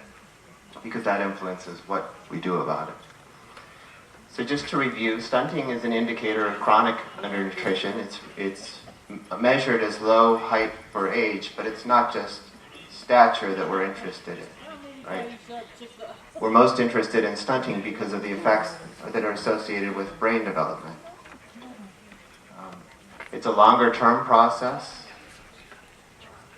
It's often associated with poor dietary quality. So it's not just a question of a lack of energy, it's also a question of the quality of the diet. And it can also be associated with many other causes, as Dr. Beckelbaum was talking about, exposure to pathogens like Giardia. It can also be caused by individual micronutrient deficiencies, such as zinc, but it can also, in most cases where you have one deficiency, you also have coexisting other deficiencies. So it's usually a case where you have multiple micronutrients that are deficient in the diet. And micronutrients are, of course, vitamins and minerals. But the challenge is that in most contexts, it's very difficult to tease out the specific causes at a population level. So just to give you a global view of where stunting is, you can see Armenia there, and you can see that most of the stunting that happens in the world is actually in South Asia and Africa. In terms of numbers, India is the country in which there's the most cases of stunting. Economic growth, interestingly, does appear to have an effect on stunting, but not as great an effect as you would think. What we've learned is that stunting is relatively, it's hard to change. It doesn't respond as strongly to economic growth as other indicators of malnutrition like wasting. And so you can see that where on the y-axis here you have the stunting prevalence among under 5s, and on the x-axis we have the GDP per capita. Okay. And you can see Armenia is about where China is, interestingly. But you can also see that for a given GDP, you can see tremendous variation in stunting prevalence. For example, Guatemala and Egypt are at similar GDPs, but have very different prevalence of stunting. So what I would say is, this shows is that you really need to actively invest in different aspects of malnutrition, interventions to address malnutrition in order to really make a difference with stunting, if you want to have an effect, especially in a short period of time. We've talked a little bit about the 1,000 days, but I don't think we really explained why it was so important. So the period of pregnancy to the first 2 years of age of life for a child is seen as a critical window, a particularly critical window, because that's the time when the child's brain is developing, and that's the time when the child is growing the most rapidly. And we know that if you have undernutrition, when babies are in the womb, you have an increased risk of death. Then you also have, lifelong consequences that happen as a result of that. And it's often thought that focusing on this window of opportunity is an opportunity to reverse the course of stunting. Children who are stunted at 5 years of age, for example, it's very hard to reverse stunting among those children. Okay. So just to talk a little bit about the context of Armenia, I think despite the available data from the Demographic and Health Survey, we really are working in a context of limited information. So we know that stunting is a problem, but we don't really have detailed information on dietary intake. We don't know which micronutrients are deficient here. We think we know some of them. For example, with anemia, we think that anemia in a lot of situations is caused by a lack of iron or a lack of folate, but it can be other things as well. So we do have the prevalence of different anthropometric indicators like stunting and wasting and underweight and body mass index for adults. And we know from other contexts that some of the, and from Armenia as well, we know some of the likely factors that are associated with stunting. So what I would argue is I think what we know is sufficient to trigger action, but I think at the same time it's important for us to think about what we don't know and to try to fill those gaps as well so that we can move forward with information to make the right decisions. So you've already seen this data. I don't have much to add to this. But I think what's very interesting in looking at these patterns is you do have significant geographical variation in the prevalence of stunting. Interestingly, you don't have a lot of variation by wealth quintile here. You do see that it is associated with maternal education, as it is in almost every such situation I've worked in throughout the world. The one indicator that stunting is always associated with is maternal education. There was also a study that was done here in Yerevan which looked at the risk factors that are associated with undernutrition, and the indicator that they used was not specifically stunting. It was sort of a composite indicator consisting of stunting, underweight, and wasting. But because most undernutrition in this context is stunting, I think the factors here are quite a good, are informative when you're thinking about what we should do about stunting. So you can see here that the birth length, which is the crown to heel measurement, was associated with a 50% reduction in stunting, depending on what it was. You see family SES score was associated with the socioeconomic status, and that's of 45% reduction in stunting for those with higher score. You can see how important food quality is.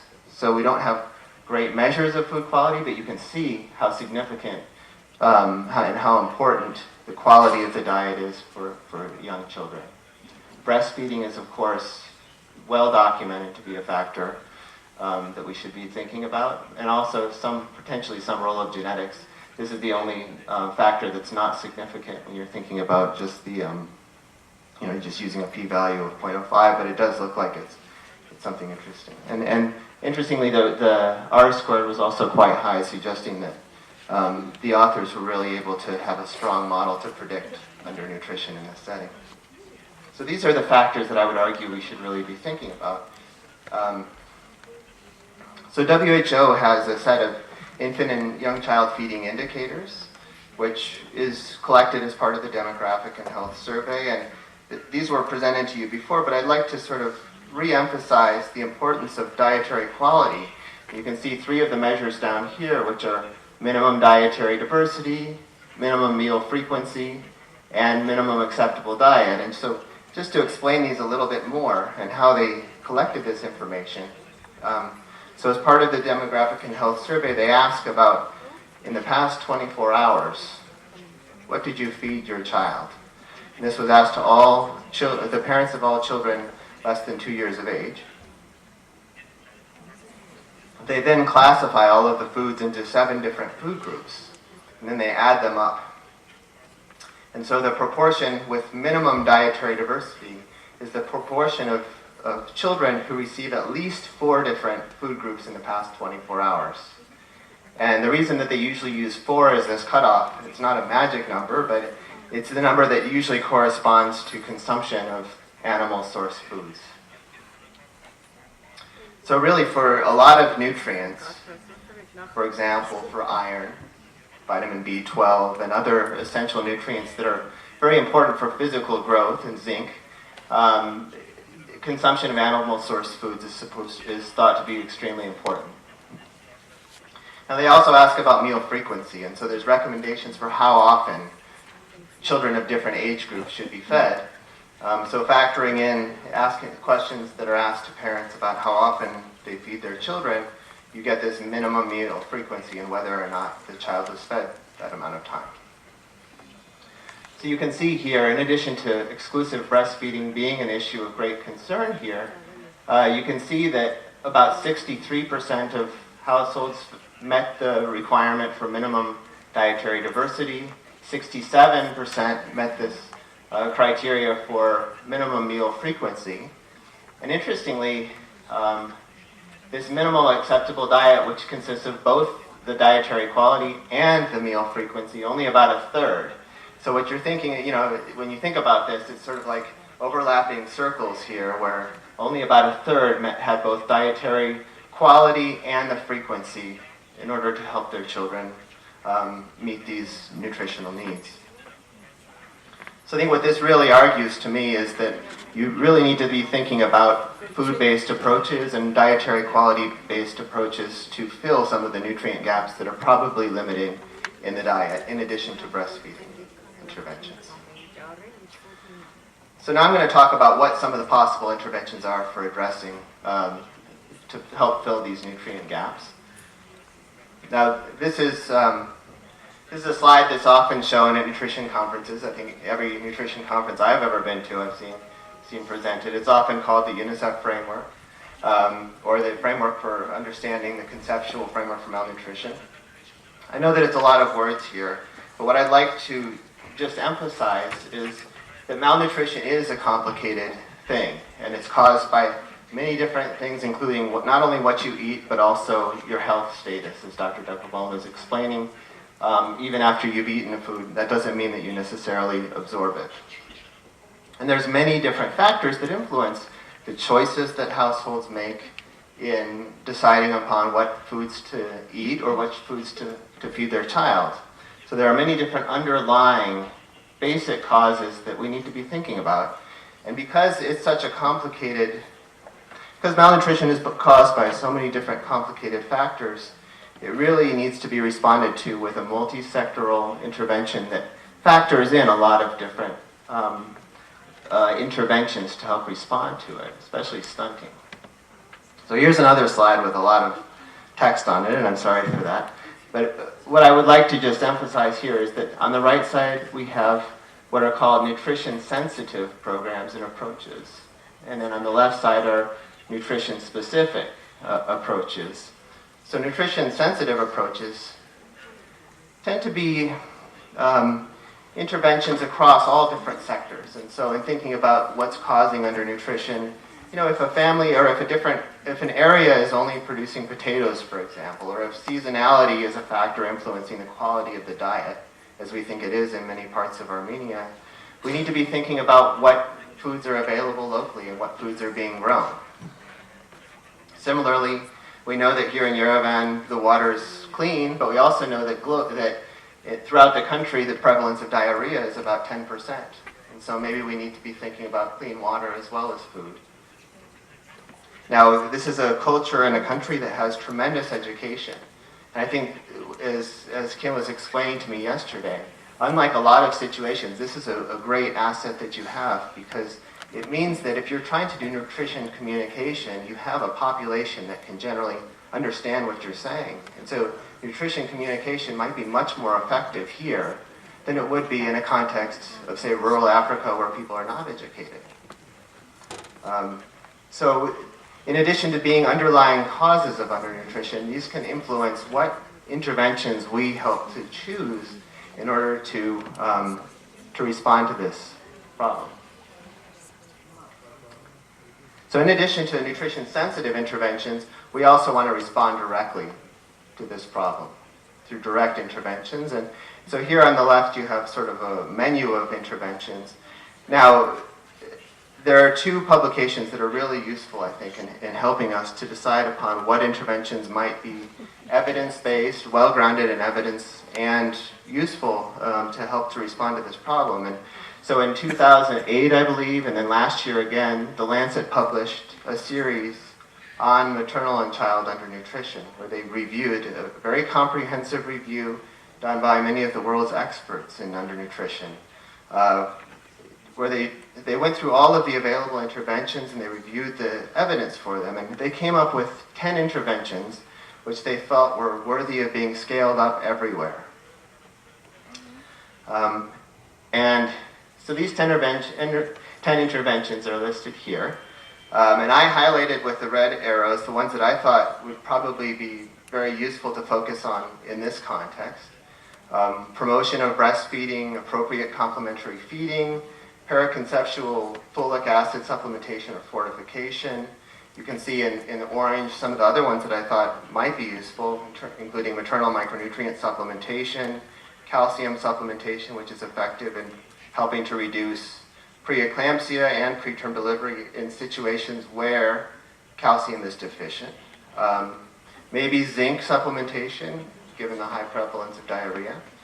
And you can see here on the x-axis, this indicates how many lives might be saved as a result of this, of scaling up these interventions to 90% coverage.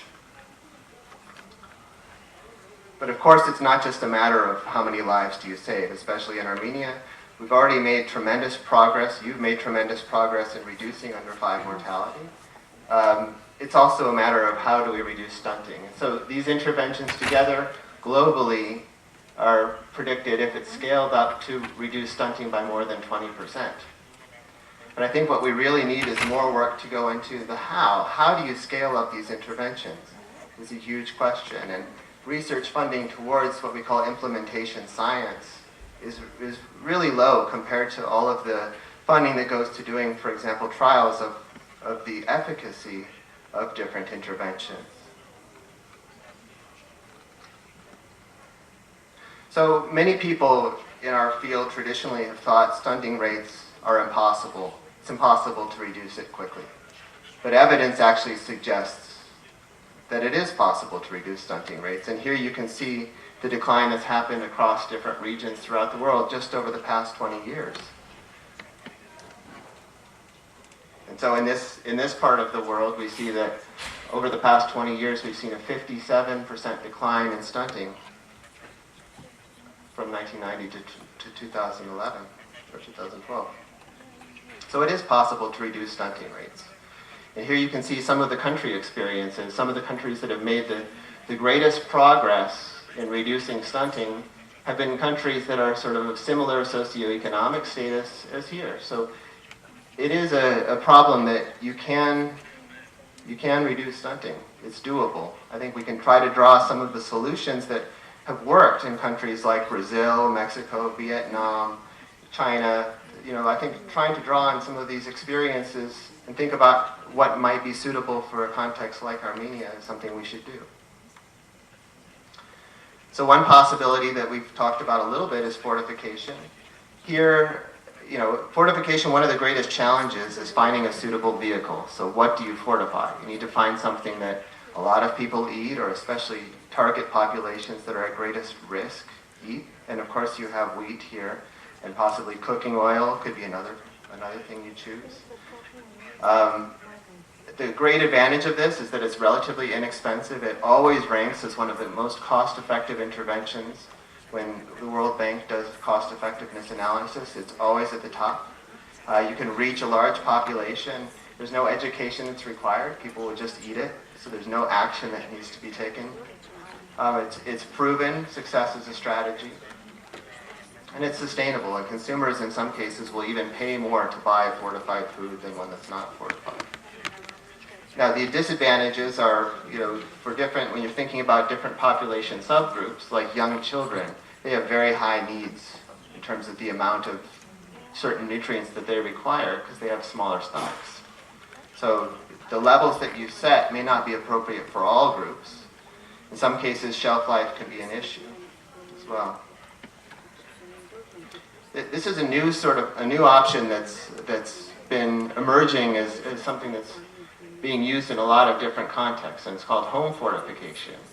And so in situations where you have, you know, for example, children who are a population with considerably high needs, these are basically little packets that are full of micronutrients. They're sort of the size of a sugar packet, and so what happens is after the food is prepared, you can open them up and sprinkle them on the food after it's cooled down a little bit, mix it up, and then feed it. And so this is being used by the World Food Program, by UNICEF, in many different contexts throughout the world to provide micronutrients to children. It's associated with reduced risk of anemia, so it helps to solve this anemia problem, as well as greater growth in a lot of different settings. And so, in many cases, you know, this is more appealing than taking, you know, supplements. Whenever I try to give my kids, you know, vitamins, they refuse to eat them. And so, because it's mixed into food, it's much more acceptable.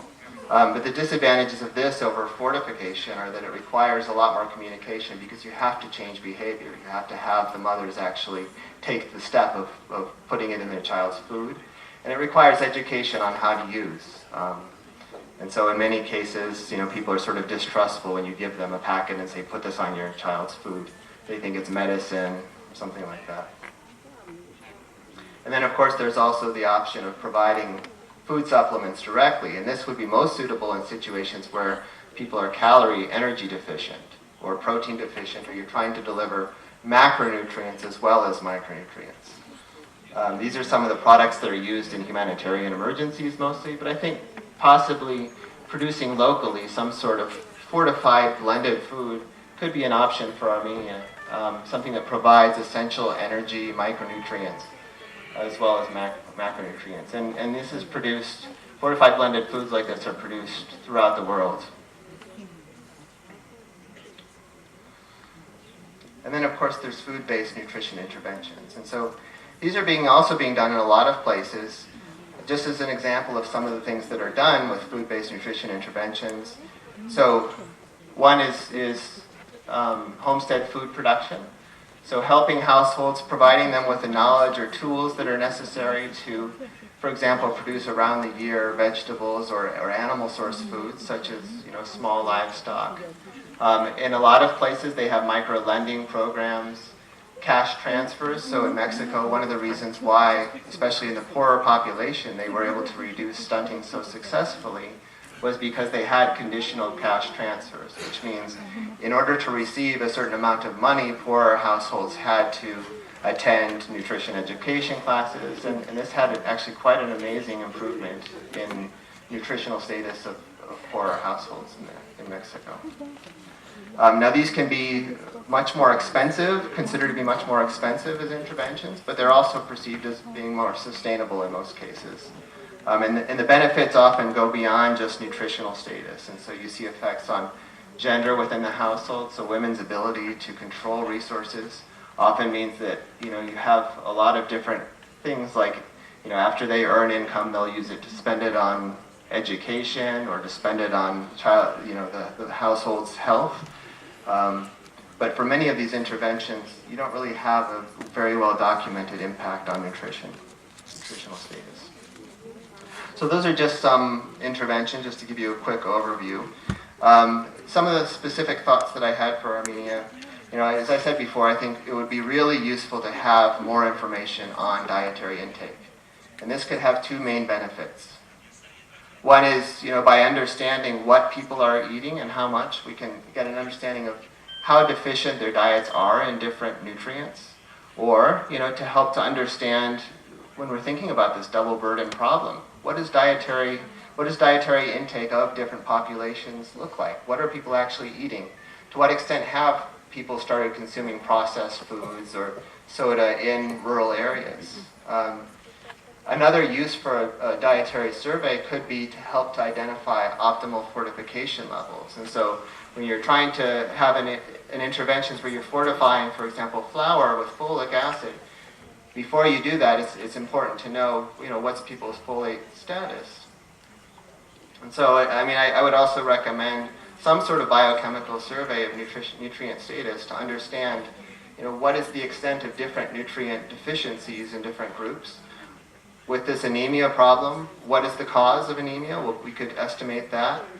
And in addition, this could serve as some sort of baseline to measure change after intervention. So by understanding what it's like now, after you've had your intervention, you can see how the problem is responding to your intervention and adjust accordingly. I think, although I've spoken mostly about stunting, I think it's essential to also think beyond stunting, because many micronutrient deficiencies have effects on the brain and cognitive development and other aspects that go beyond just growth. Things like vitamin D influence immunity, zinc influences immunity, vitamin B12 and omega-3 fatty acids probably influence brain development as well, but those might not influence growth. So let's think about those deficiencies as well. Now, in thinking about the improvements that have been made in stunting globally, there really are not many examples where countries have been able to move from having high stunting rates, to develop and lower those without also increasing obesity. And so I think this issue of how do we actually find this middle ground to promote good nutrition and not just, I think one of the mistakes that we've made globally is often it's the case that we focus only on one side of the equation. So we focus only on solving the stunting problem, but we don't think about what's happening at the other end.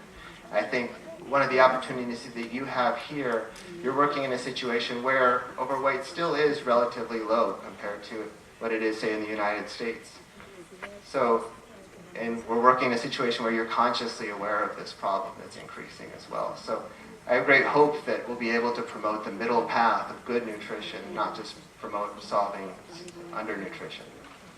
I think that's all. So thank you very much for inviting me, Dr. Kim, and the sponsors for having this conference.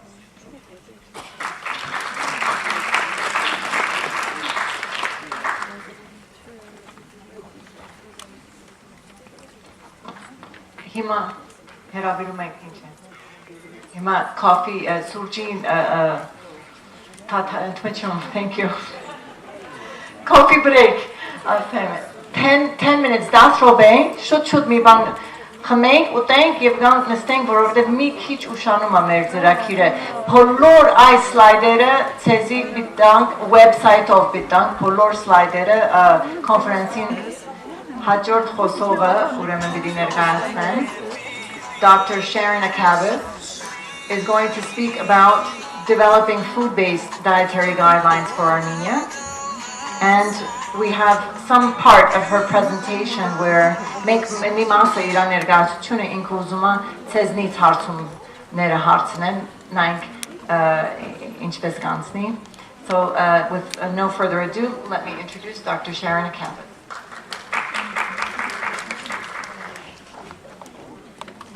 Thank you very much. It's an honor to be here and really a pleasure, and I want you to know you're very, very well represented. In the United States, Dr. Hakimian has already taught 80 students how to do that beautiful dance, so there are many, many ways in which the beauties and joys of your culture are conveyed to us in the United States, and we thank you very much. As we begin, I'm just going to have some introductory comments, and one of them focuses, as we're going to in the next 20 or 30 minutes, on why we think it's so important to take a food-based approach. I'm going to look at that mostly from the nutritional aspects of taking a food-based approach. I think equally, if not more important, is the ways in which taking a food-based approach can preserve the very, very important aspects of your culture. The culture that you love, and the culture that I can see why one would love it after only having been here overnight. So one of the things to consider as we move forward is how many other different aspects there are beyond the nutrients in food, to food. Food is love, food is culture, food is our history, food is your history. And I think based on what we've learned, the guidelines that you develop can lead to very nutritional guidelines where the nutrients are preserved and also your culture is preserved. So the charge that I was given was to try to explain to you the main ways in which nutrient guidelines have been developed in the United States. And what I want to focus on are the ideas that dietary sufficiency can be met in many ways. We're going to look at how were the U.S. guidelines developed, the nutrient-based guidelines, and then the food-based guides. We're going to look at some lessons from the United States, ones that we don't, where the errors that we've made in the United States we hope you don't make here. And those include mistakes we make with respect to supplementation and some with fortification. We'll then look at food-based approaches for Armenia, and you're going to help me with this part of the presentation that's going to be participatory. And then we'll end with looking at the possible pitfalls due to globalization. So this is, I don't have an equivalent slide for Armenia, but this is a family in Poland, and I think many of the components of this diet are similar to many of the components of your diet in Armenia, many of which you would want to preserve. And I point mostly to the carrots, to the potatoes, which we'll look at later.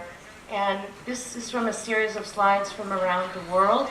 And I'm not going to show you many more of them, but one of the things you will see is in almost every single slide is Coca-Cola or soft drinks and juices. And those are things that we'll talk about later that seem at the outset that they're beneficial, they carry a lot of calories with them. And if there are ways of your keeping those out of the Armenian diet, we'll talk about the advantages to preserving these components of the diet and minimizing some of these processed foods. Another example is something that we don't want you to emulate, and this is the United States, where most of the foods that you see in this picture are from processed foods. And it's easy to see from this diagram that this is not an optimal diet. So the extremes in looking at these kinds of photos are relatively easy to pick up. And similarly, this is an extreme that we also see is something where if we see a diet like this, there are many foods that we would want to integrate or potentially fortification that we would want to add to make this kind of diet complete.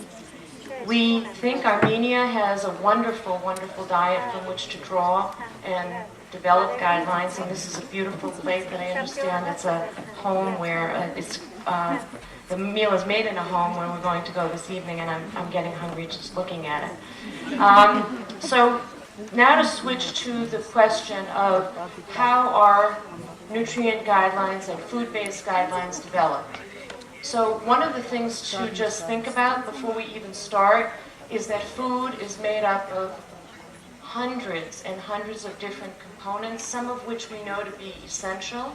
And in the case of micronutrients, we've identified at least 30 for which we develop specific recommendations of how much of those 30 we need to get.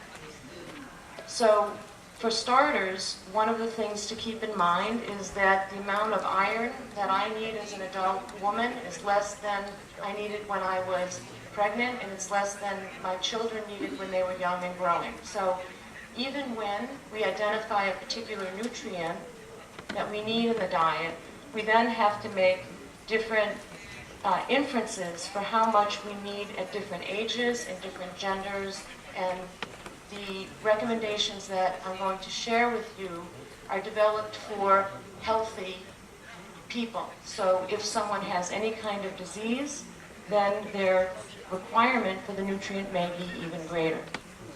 That's a long way around saying building nutrition guidelines and nutrient guidelines is dependent on understanding some of these requirements for the micronutrients, but we don't talk about eating boron, or we talk about eating zinc and iron here, but you don't say, gee, I think I had a really nice meal of iron and zinc this morning.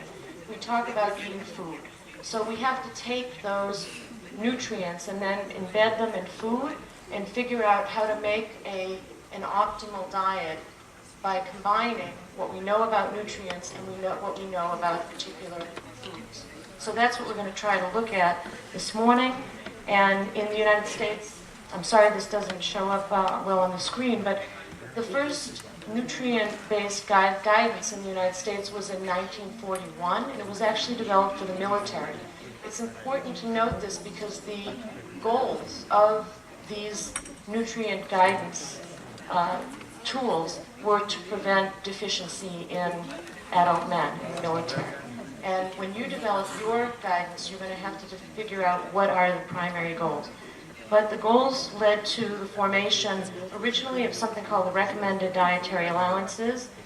Later in the history of the United States, development of these nutrient guidance systems, they said we don't want to only have guidance for prevention of deficiency.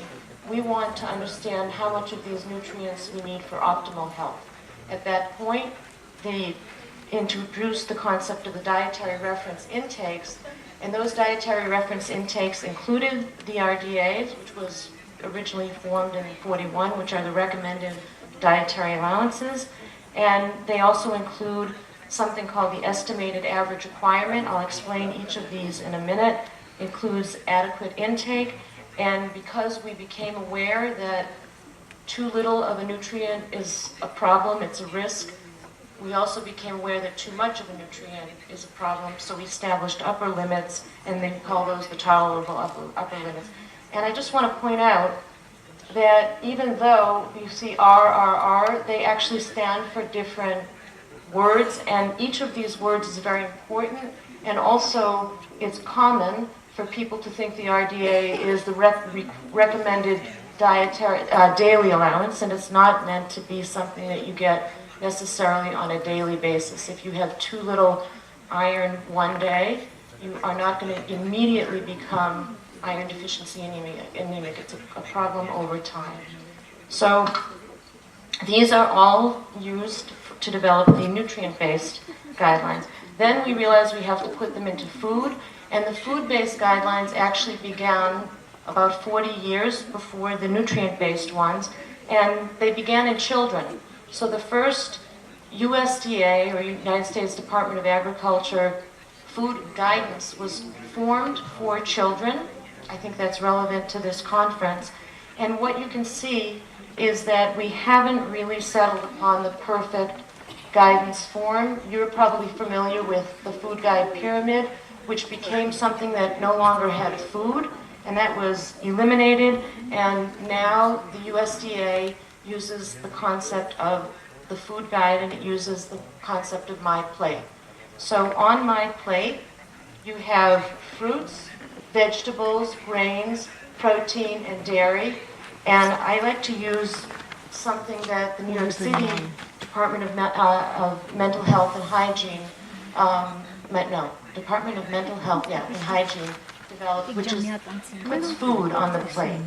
And with this, you can see that basically half the plate is very colorful. It's with vegetables, and there's a fruit over here. Some of the plate is, in this case, with rice and beans, a perfect combination of a complete protein. So this is important to recognize that in some communities, we are aware that they're not going to be able to have as much chicken, for instance, or beef on this side of the plate. And we'll see later, when you help me form an Armenian plate, that there are many ways, there are many ways to organize food on this plate and get dietary sufficiency. But the visual I want to leave you with is that half of this plate is very colorful with fruits and vegetables. It's not colorful with juice or with Kool-Aid or things that have unnatural colors, but very natural colors. So the different approaches that we have to optimize diets include supplementation, they include fortification, and we'll finish with the food-based approach. I want to just take you quickly through some lessons that we learned in the United States around supplementation, hopefully so that you don't repeat them here. In the case of supplementation, what we're aware of is about half of the United States adults actually take dietary supplements, so over 50%. And less than a quarter of the supplement intake is recommended by a physician or a healthcare provider, so people are essentially self-supplementing. This is a busy slide, but the main message is the following, that in the United States, most of the people who are taking dietary supplements are the healthiest, the wealthiest, they move the most, they drink the least, and they smoke the least. So they're the healthiest sector of the community, of the population. They already probably are getting sufficient micronutrients. They don't necessarily need more. So one of the challenges with supplementation is getting it to the people who are actually would benefit from the supplement. So if any supplement program you introduce here, please keep that in mind. And an additional component that we found in the United States when people became very, very enthusiastic about the idea that more of something is a good thing, we actually moved some people into that range of the tolerable upper limit. So we had people who weren't deficient in the first place. They took large dose supplements and ended up in a risk for a different disease, and that's shown in this slide. So in this slide, it's showing you that if you're deficient in something, you're at risk for a particular disease such as iron deficiency anemia. If we took ourselves through this with iron. However, if you go into the upper limit or above the upper limit through supplementation, you would end up with risks of iron overload. And with this graph, I just want to point out two other things. This estimated average requirement and the RDA show you that for the estimated average requirement, that's about the amount that half of you in this room require for health. The RDA is about the amount that almost 100% of you in this room require of that nutrient for health. So instead of thinking about nutrients, let's think about water. If half of this room needs 8 glasses of water to be in a good state of hydration all day, and we don't want to just meet the needs of half of the room, we want to meet the needs of the whole room. It would be closer to 12 glasses of water, maybe even more, for the whole room. So when we set the RDA for water in this room, we would say it's 12. We know that 12 is more than many people in the room need, and we use that as the standard for what we want everyone in the population to get. The reason I'm mentioning this is because when you're doing intervention trials or you're looking to see the quality of a diet or the quality of a meal, if someone's getting the RDA, you know that their need is being met because it's meeting the needs of 100 people in 100% nearly of the population. If they're getting the EAR, which is about half the RDA, it's still very likely that person's need is being met. And the challenge is we don't really know who in the population needs the value of the RDA or who needs the EAR. And so from a population approach, we tend to make estimates on the basis of the RDA. So another point to make here is when there was all this enthusiasm, and Dr. Bilazikian is going to talk with us about vitamin D, there became tremendous enthusiasm about vitamin D deficiency and then very, very active trials in vitamin D supplementation.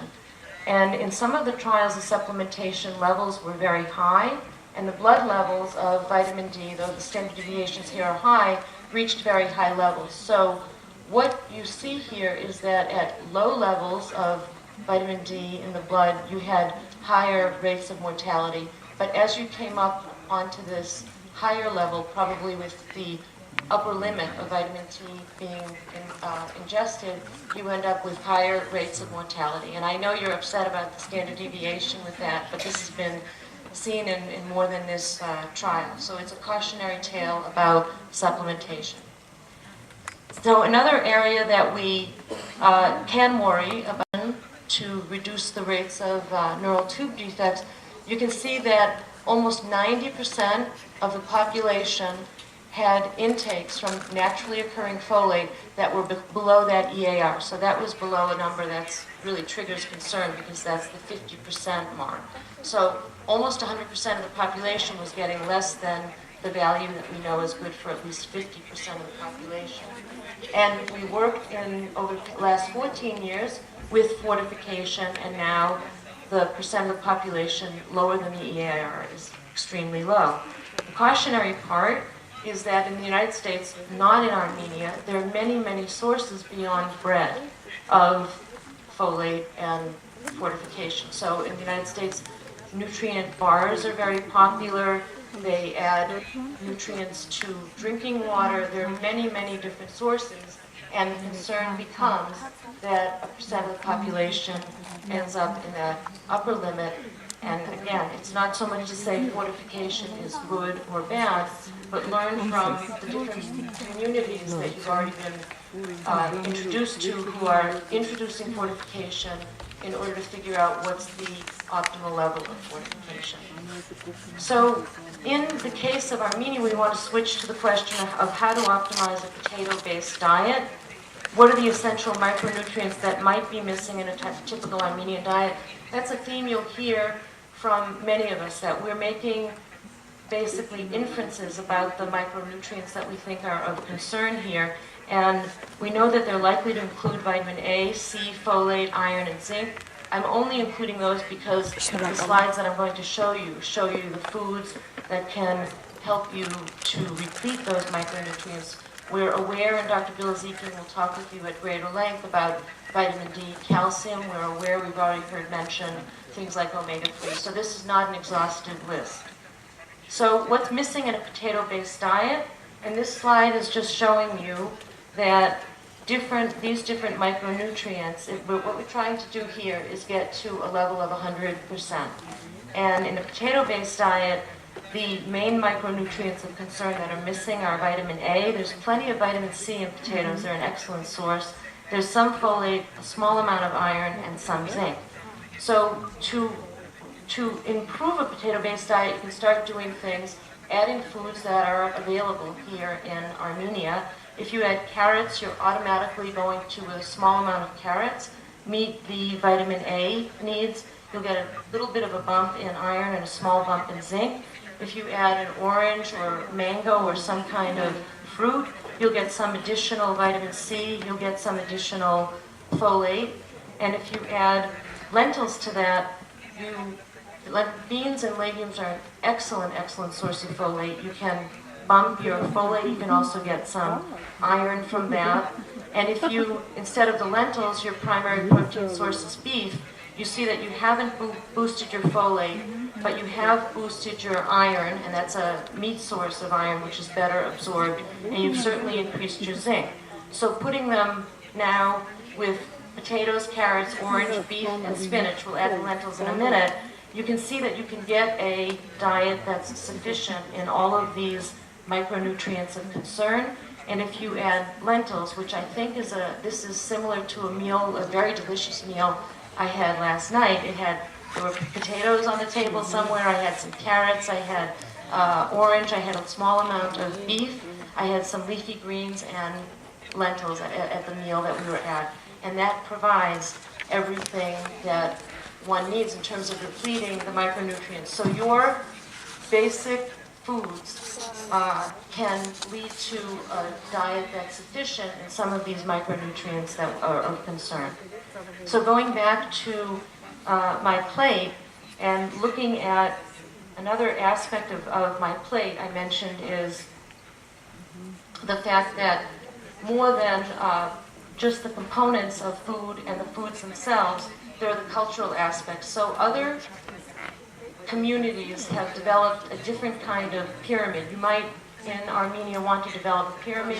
You use the pyramid as a structure or some other kind of guide.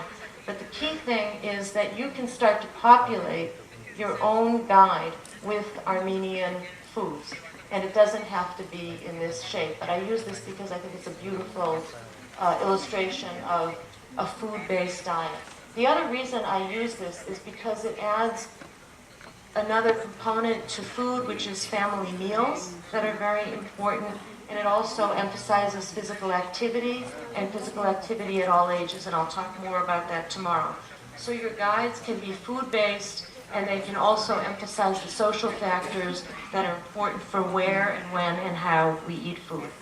So sometimes when we talk about nutrition, it sounds extremely complicated. And one of the things we want to make sure to leave you with is that there's much more agreement than there is disagreement when it comes to nutrition. And this slide that I'm about to show you was actually put together by Dr. Deckelbaum almost 20 years ago when he got different policy folks in the United States together at a meeting and came up with the observation that the main messages around nutrition are common with perhaps one exception.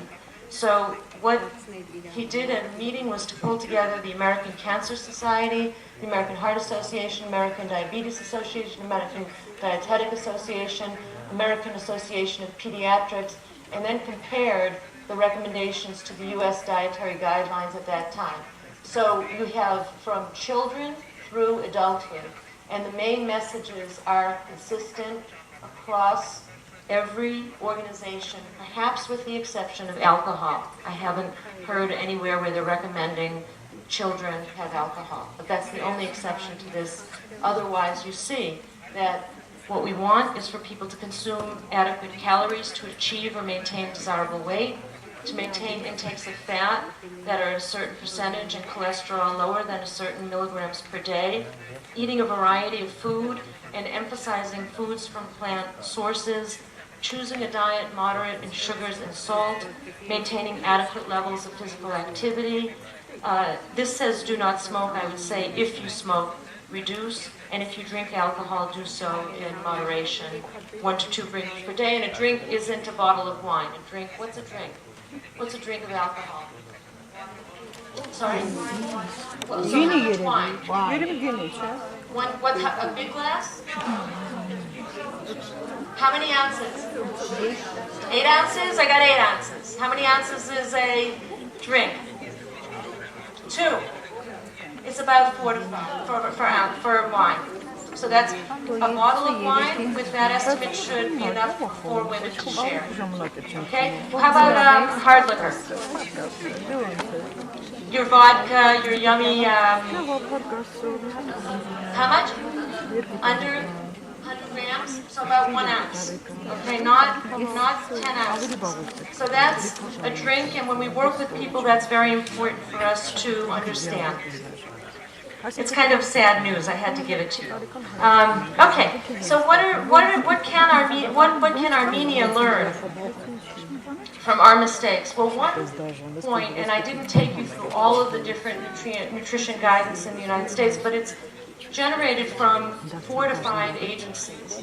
So labeling is dealt with in a different place that the generation of the USDA guidelines are generated, and the nutrient-based guidelines, the DRI, are generated from a quasi-governmental organization called the Institute of Medicine. So one of the first things we would recommend is for you to centralize wherever you're developing the guidelines. Have one central place and work with these different agencies.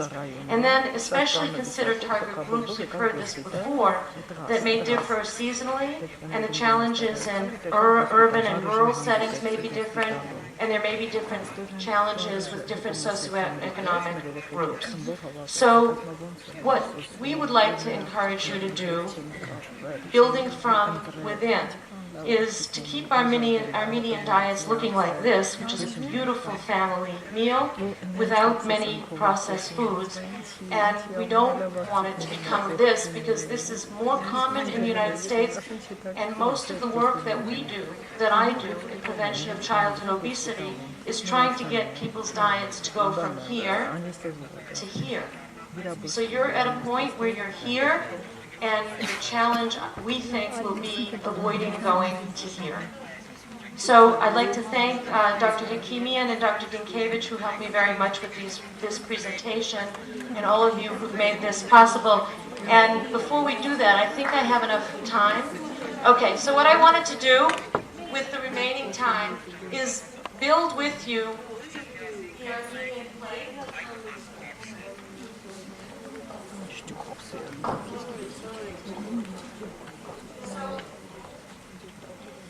It's on? Okay.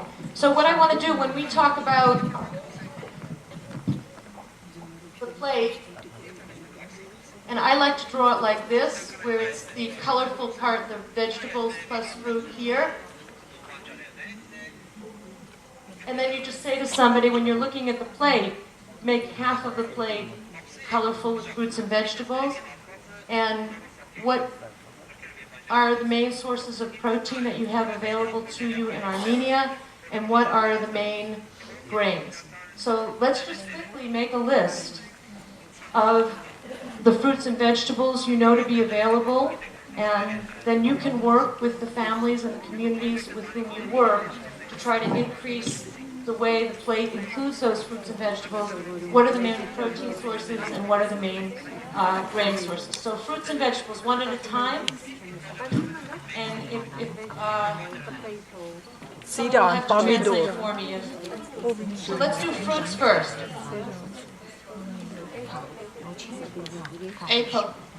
Apple, okay? Apricot.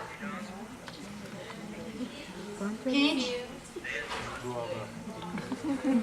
Grape, plums. I think mango. No mango? Grapes? Watermelon? Okay, so you can see. So one of the things, we could build this out even further if we had more time. But you can see that there are many options, and then you would have to ask the question, what are the seasonal challenges to these different fruits and vegetables, and what are the economic challenges? But you could make a list with the families with whom you're working or the regions you're working in. What about vegetables? Tomato, that's actually a fruit, but I'll let you, we can talk a lot about that at a different time. It's a fruit because it has seeds. Anything that's not the vegetative part of the plant is a fruit. So a cucumber is a fruit, pepper's a fruit, but it's weird. Yeah, really. Yeah.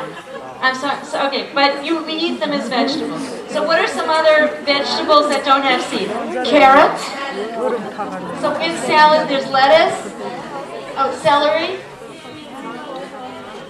Cabbage. Carrots. Give me something green. Good, okay.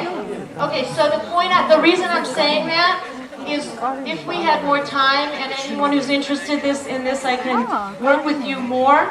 It turns out that the different parts of the plant pick up different micronutrients, and that's one of the reasons it becomes important to get fruits, to get vegetables from different parts of the plant. And that the reason we would say that a tomato is actually a fruit and not a vegetable is because the micronutrient composition is more similar to a fruit than it is a vegetable. So getting leafy green vegetables is very important on the plate. Potato. Now, okay. Okay, what about sources of protein here? So again, this list is longer. We're just doing it in 30 seconds, but the idea is to try to generate the list with the people with whom you work the most, and then work with the family and say, of this list, what do you think you can keep on your plate? What can you afford? What can you eat together? And trying to keep them from displacing the things we want them to keep on the plate and buying soda or, what's that? I have my prop. Another thing that's making its way around the world is, does anybody, this is Nutella, okay? Nutella was originally made as a spread by someone in Italy because chocolate was very expensive and they wanted everybody to be able to have a taste of chocolate to put on their bread. But Nutella has now been marketed globally and replacing in many cases, for instance, peanut butter. Instead of peanut butter and jelly, people are having peanut butter and Nutella. So at this point, the amount of Nutella that's sold is the same volume as the Empire State Building. Okay, so that's something that started out as a reasonable thing and has become something that we might be concerned about. So what are the sources of protein in the Armenian diet? So there's some beef, some chicken, fish, eggs,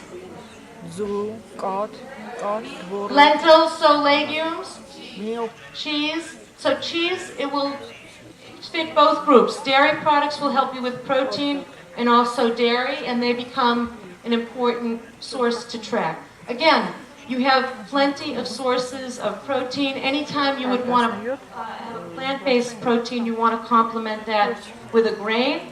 And so let's finish out with what are the grains in the Armenian diet. Plenty. So rice, the beans come here. Those go into the protein. What other sources of grains? So wheat-based bread. Are oats used in Armenia? So oats? Okay. And what about, how much corn do you use? Okay, so corn fits into this group as well. So buckwheat. Okay.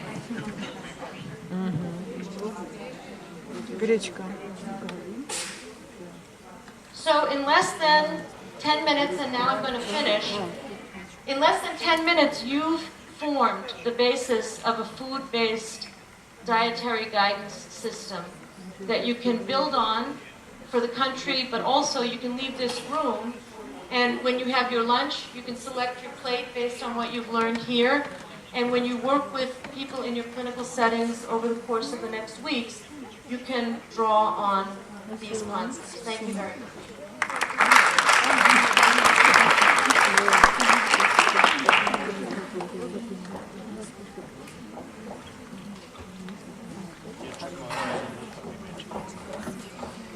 Before I introduce the last speaker for this morning session, I wanted to mention, as I was watching Dr. Akabas make this list, somebody from right behind me said, okay, well, we have everything, but we don't have money, right? And it's a good point. And I think what Dr. Akabas wants to say is that when you're working individually with a family, you can try to see what is available for them on these lists that are more economically appropriate for your communities that you're working in. And not everything is necessary all at once. and that was part of the message. I'd like to now introduce Dr. Eugene Dinkevich, who's going to speak about utilizing the growth chart of the child as a very important means of intervening on nutrition issues.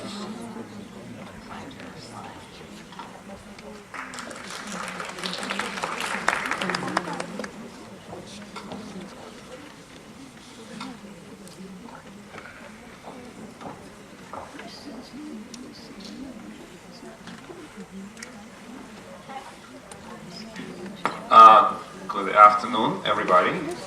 Добрый день. So first of all, I want to thank Dr. Hakimian for inviting me to do this. And it is, I've heard about it when I was a little kid growing up in Leningrad. I heard a lot about Armenia and about Armenian people. My father worked with a lot of Armenian people. And has always said very nice things, and now I can see why. It's a really pleasure to be here. Thank you. So I want to thank Dr. Hakimian for inviting me, but along with that, I want to thank Dr. Kapis, because if it wasn't for Dr. Kapis, I would never have met Dr. Hakimian. Okay, so I'm a primary care pediatrician, so what I do most of the time is I take care of children from, in the States, we work from birth up to the age of 21, which makes it very interesting. Because you see all sorts of different things. I'm sure you probably very similar things here. And I probably see about, per day, about 20, 22 patients. So what I have to do as far as nutrition, therefore, and we deal with a lot of obesity problems, is I have to work fast. Right? So working fast, because I have to see a patient about every 15 minutes to keep up with what the requirements of my job are. Right? You have to figure out ways to work efficiently, how to explain things quickly and easily. So I'm hoping to be able to transmit some of that over here and show how we do it. Okay, so here obviously we already, a number of speakers spoke about the fact that you have undernutrition and overnutrition all at the same time. So you have stunting here and you have overweight here. So we have to address both. What I'm going to do is I'm first going to talk about issues of identification and tracking of malnourished children, and then I'm going to switch and talk about children who are overweight. And the main message that I want to bring across is that the only way you can do this is if you track children's growth. Right? So we're fortunate in the United States in that for children to go to school, they have to go to the doctor every year, and they have to get a piece of paper from the doctor to bring to the school, called a school form, right? If you don't have it, they won't let you in the school. So that makes children, for the most part, show up every year, at least once a year, from age 0 through the time they graduate from high school, so you have a way to track their growth. I think it's very, very important. You see, without it, I would be pretty powerless. So we talked about the definition of stunting. Just kind of want to show you what this looks like, or could look like. So what we have here is 4 kids, right? The boy is 14, the girls are 13. Everybody's of Armenian descent. The girls grew up in the United States, and the boy grew up in Armenia. So now, obviously, girls grow faster than boys at that age, and they're bigger, but, it seems to be like maybe this is a problem with stunting as well.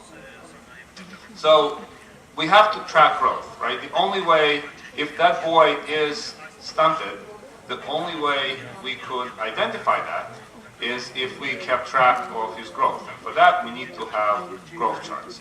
Now, there are 2 kinds of growth charts available.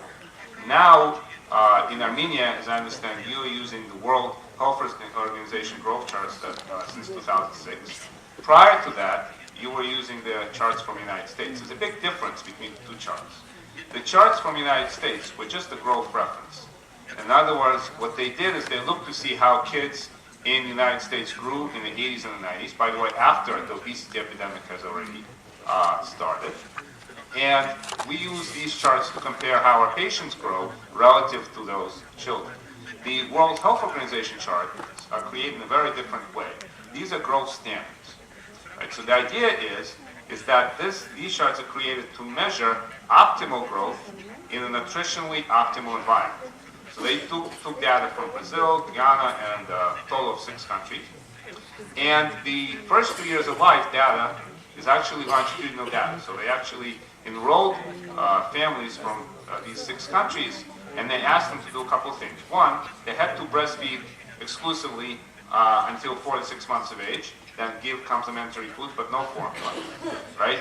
And only 50% of the children that they enrolled, they actually used for the analysis, because only 50% of patients were able to do this.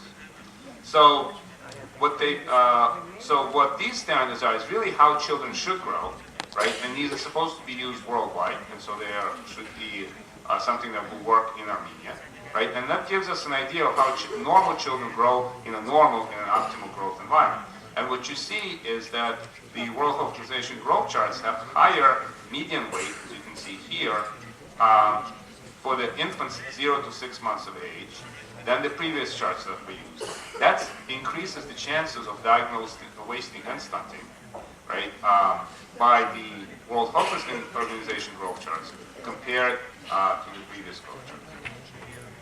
All right. Now, in real life, growth charts are difficult to use, right? There's many problems with measuring growth. The weight is relatively simple if you have a good scale, but height is very difficult to measure, right? And I'll talk again about the problem with BMI, because in the formula for BMI, the height is squared. But even when you're looking at young children, height is difficult to measure accurately, and so it's a problem.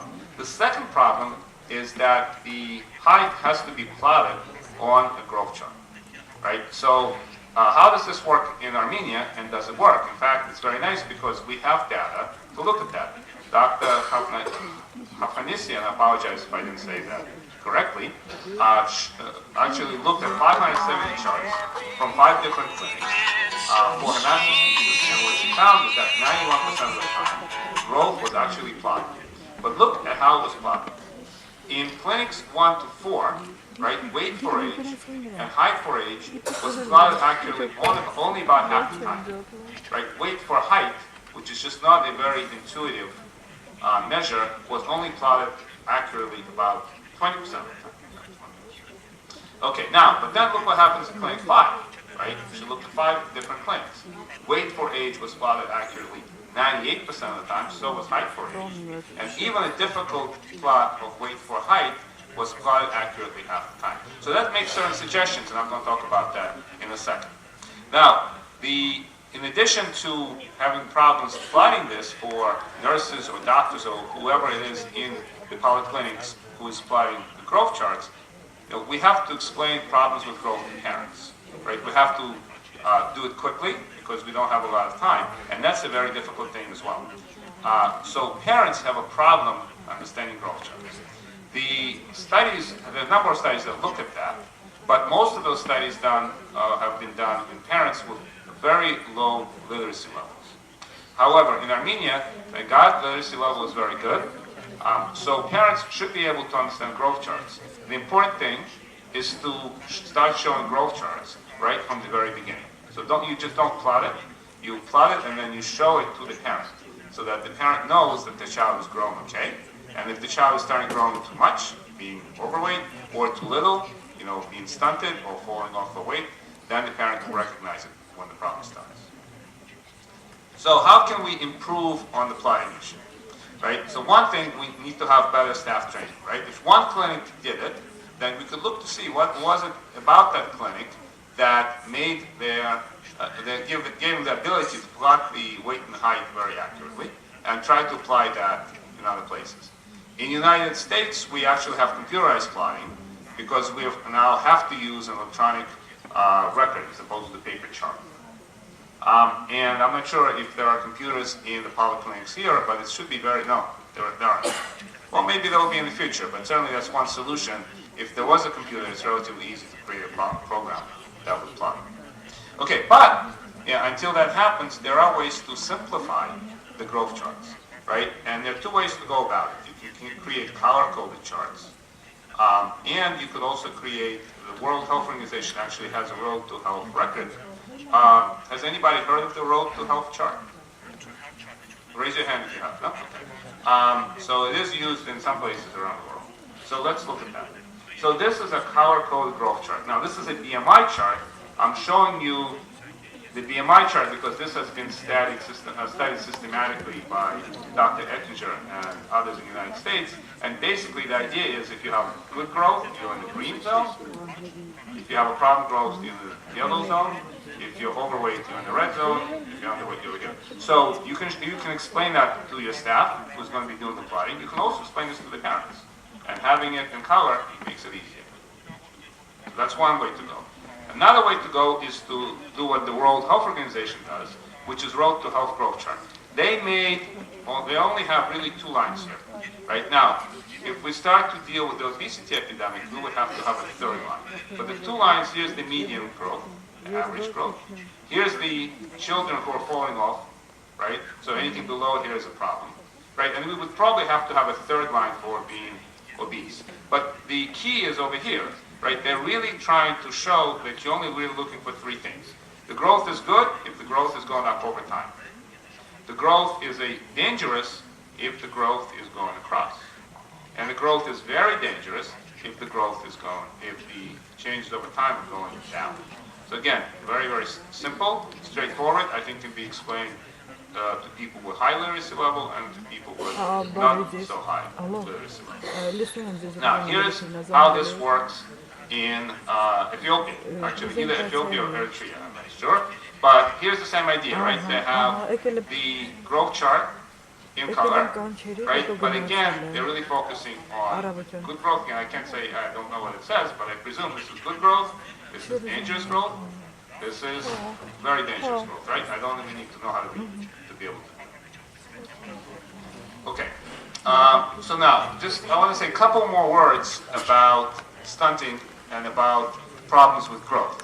Now, stunting is defined as height, which is 2 standard deviations below the mean for age, right? But clinically, we don't deal with that, right? Clinically, as I understand here, as well as certainly in the United States, we use the concept of failure to thrive, right? And so with failure to thrive, right, basically there are 2 definitions, right? Child is not thriving adequately, meaning not growing adequately, right? One definition is that weight for age below the 3rd or the 5th percentile on the weight for age curve, right? And the second definition is deceleration or crossing percentiles, right, going across 2 major percentile lines, right, on more than one consecutive occasion, right? So now, here are the major percentile lines, right?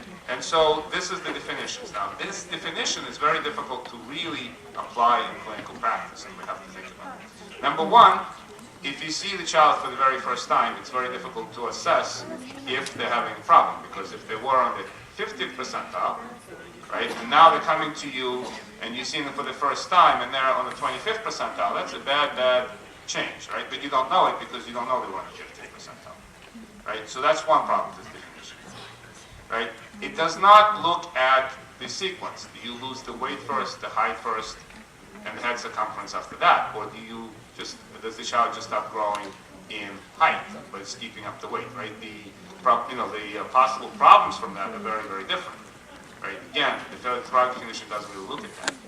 And finally, I think everybody's seen, and I've certainly seen in my practice, that children cross percentile lines all the time, even 2 percentile lines. And normal children do that, and abnormal children do that. In other words, children who are not growing properly. And the question is, when do you know there's a problem? So how often do healthy children cross 2 percentile lines, either up or down? And I'm looking at up or down because if it would be up, that's going towards overweight. And if it's going down, that's going towards failure to thrive. So someone actually in the United States did a study. They looked at healthy kids in California, right? Children, they looked at over 18,000 children. These children were born between 1959 and 1967, right? And they looked to see how often do these healthy children cross percentile lines, 2 percentile lines, 2 major percentile lines, up or down. And here's what they found. At the age 0 to 6 months, right, height for age, 32% of the time, right, there were 2 major percentile lines crossed, either up or down. For weight for age, 1/3 of the time or so. and wait for height, look at that, 2/3 of the time. So that's a very, very common occurrence. Now, does that make sense? It does, right? Because there's certain constraints for fetuses being inside their intrauterine growth environment. So if, for instance, the mother has any kind of placental insufficiency, right, the child might come out small, right, small for gestational age, right? Then they might want, the child might be able to catch up, so they'll be crossing placental lines upwards. If this is a child, newborn born to a mother who's a diabetic, right, they might be large for gestational age, so they're going to catch down. So how, when do you know there's a problem or there isn't a problem, and they're just adjusting? Even at age 6 to 12 months, you see there's a significant proportion of children who cross two major percentile lines. So what does that mean? That means that, again, this is a difficult definition to use, and you really have to use clinical judgment and know your patient population, right, and know who you're dealing with to really know if there's a problem or there isn't a problem. Okay, so that's basically the things that I wanted to say about underweight. And again, the point is you have to track growth over time. Okay, if you cannot track growth, you're going to have a problem. Just as important, you have to track growth over time if you're working with a very obesogenic patient population, like the patient population I work with. Most of my kids overgrow rather than undergrow. So we're going to talk about that for a moment. Okay, so now, when I talk about this in the United States, I talk about the big picture because pediatricians work within a larger, cultural content, right, and try to make a change, but we really don't make any changes, right? All we really do is we try to influence the family. So here's the chronic care model for obesity, but this chronic care model can work with stunting. This chronic care model will work with diabetes. It'll work with just about anything, any kind of chronic disease. And it's very humbling for me as a pediatrician because the bottom line is I don't really do anything, right? It's really the patient or the family, right, that makes a change for the child or for themselves, right? Now, you have a number of different influences, a number of different forces acting on the patient and on his or her family. On the one hand, you have the environment. And a number of speakers already talked about different issues in the environment. You have the family issues, the school issues, the work issues, community issues, socioeconomic issues, and access to healthy food, right? So we tried to do something about it, but as was pointed out at the end of Dr. Kavis's talk, so you might not have money to do everything that you want to do, right? On the other hand, you have the medical system. So I want to talk for a moment about the constraints and different things that you have to have and your medical system have to make you be effective. Number one, you have to have decision support, meaning you have to know things as simple as who is overweight, who is underweight, and who is growing properly. And the only way you can know that is if you do what? If you measure the growth and if you plot it over time. There's no other way to do that, right? So you have to be able to plot the growth and do it adequately. Without it, you really can't intervene, as I'll show you in a second. Secondly, you have to be able to have information to provide for your families. And it's interesting how that works. Most families, most parents, regardless of their educational level, prefer very, very, very simple information. They don't want to have to read, and they won't read, dozens of pages. They will look at one thing and they'll listen to very short messages. And so it's important to have very, very well-focused messages that apply to your patient. Okay. And finally, there's always delivery system designs, right? And that constraints for the doctors to be able to do this. So for a lot of doctors, it's time, right? You don't really have the time to do this. You have to keep moving, seeing patients every 15 minutes. It's very hard to be able to do this efficiently. For us in the United States, we have provider reimbursement issues. Doctors don't get paid for doing this kind of counseling. So a lot of them don't do it. So these are issues that we have to deal with. I'm sure there's issues in Armenia that physicians have to deal with as well. Okay, so this was already presented to you. Here's my plate planner, and this is specifically designed for children, right? And so it's designed by the same agency that designed the adult plate plan that the case show. And again, you see that half of the plate is vegetables.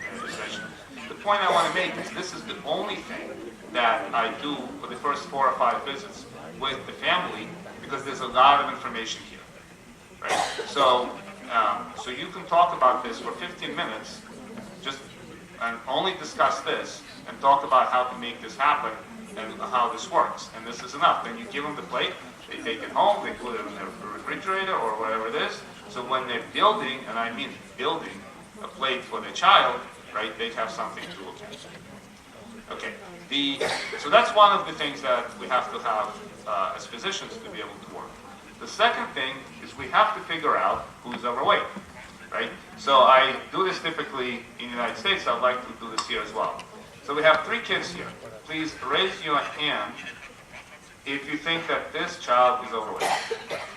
Raise your hand, please. I want to see a show of hands. We do this in the United States all the time. I apologize if this is not done in Armenia. But if you think this child is overweight, good. I don't know. This is, how old is this child? Probably about 2.5, 3 maybe. Overweight? Yes? Yes. Okay. What about this kid over here? This little girl? Overweight? Nobody raising a hand. Okay. What about this one over here? It's very hard to tell, right? So, which is why you have to measure it, and you have to plot it, and you have to track it over time. This is the same message I'm going to be bringing home every time. So now, here's the answers, right? This is BMI, right? This kid is not only overweight, this kid is super obese. The BMI here is above the 99th percentile. This child here has the BMI at the 95th percentile, so this child is also obese. Whereas this little girl has the BMI between the 85th and the 95th percentile, so she's overweight. And the only way you can tell here is that you can't really see her ribs. In normal, healthy kids, right, you have to be able to see at least 3 ribs. Now, obviously, if you have somebody who's underweight, you're going to see a lot more. But if you see no ribs at all, you have a problem. So the point of this is you have to be able to plot the growth. You know, what used to happen in the United States is that a physician would look at a patient and say, this kid looks overweight, let me make sure that he's overweight, and then measure the BMI and plot the BMI. Well, that doesn't work like that because they're going to miss a lot of kids. All right, so now let's talk about BMI in a little bit more detail. This is body mass index. The interesting thing about it is that it was invented in 1835. I think that's when Chopin was writing his concerts, maybe it was a little before.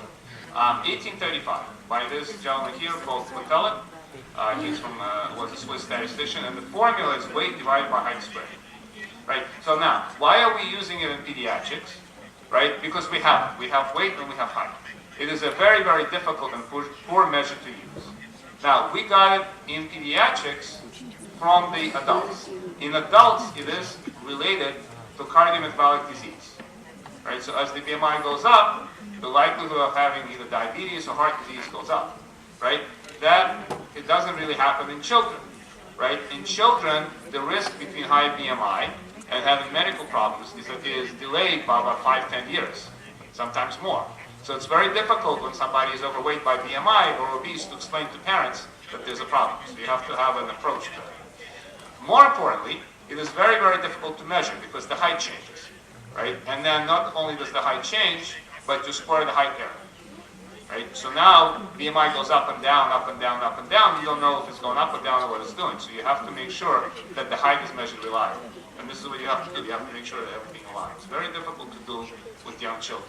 So what I do is before I look at BMI, I look at the height.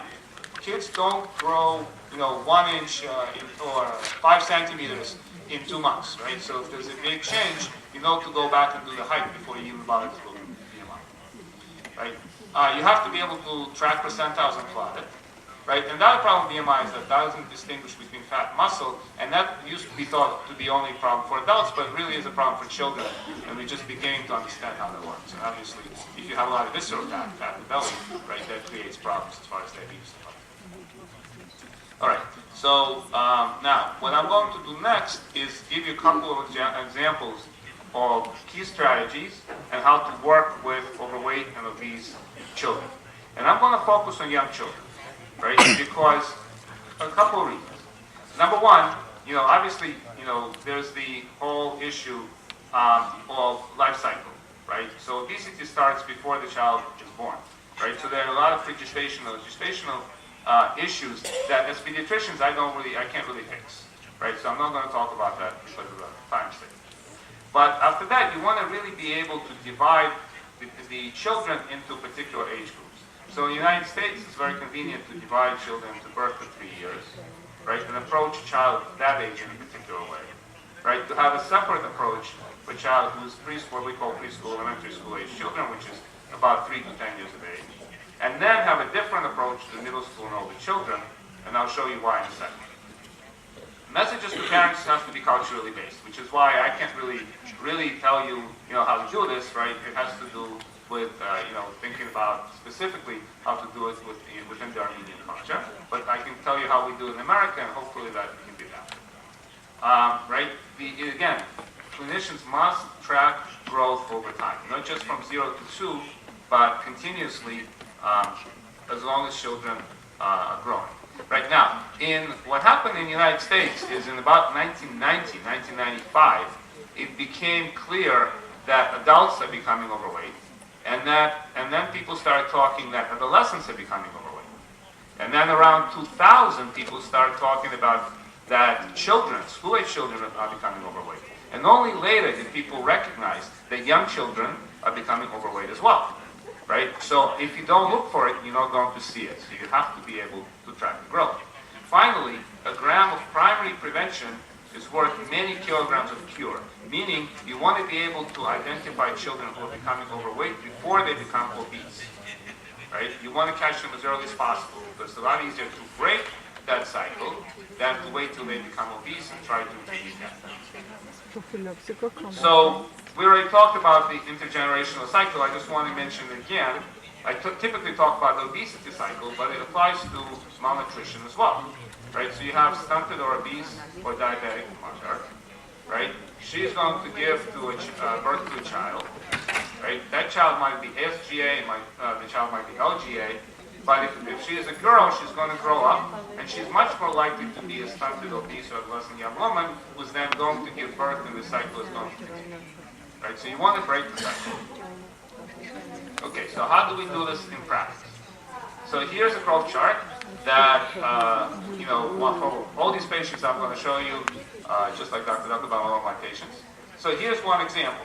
This is an example of how I approach, or how I suggest approaching a child who's 0 to 3 years of age. And again, you're going to have to find your own way here in Armenia, but it has to be quick and it has to be straightforward. So here's the weight for age growth chart. And as you can see here, this kid was born at about average weight for age. And looks like she got a little bit heavier until 12 to 15 months of age. Then the weight came back down, which by the way very often happens. And this happens because in America because of a tug of war between parents and the child. The child at that age wants to feed herself, and the parents still want to make sure she eats enough, so they try to feed her. So they fight who's going to feed who, and the bottom line is the child's not eating. Okay, a lot of people think this is because the child is running around, right? A lot of our kids start running around 9 months, so I think this issue is not really energy expenditure, the issue is that they're just eating less. Okay, but look what happens here. Now she's starting to put on a lot of weight, and she goes from the 81st percentile to 97th percentile within just a few months, right? Between about 17 and 24 months. Now, if you look at the weight for length chart, and again, computer does this for me, so it's easy for me because I don't have to worry about finding it accurately, right? You see a slightly different story. This kid has already become heavy somewhere here, and this is about 12 to 15 months, right? And then she's coming off the scale at 21 months of age. So how do you approach this situation? How do we approach this situation? I usually do it by assessing the parent's concern. Again, the point is that I'm not going to be able to do anything, right? So I have to be able to influence the parent to do what parent needs to do. This is a behavioral thing.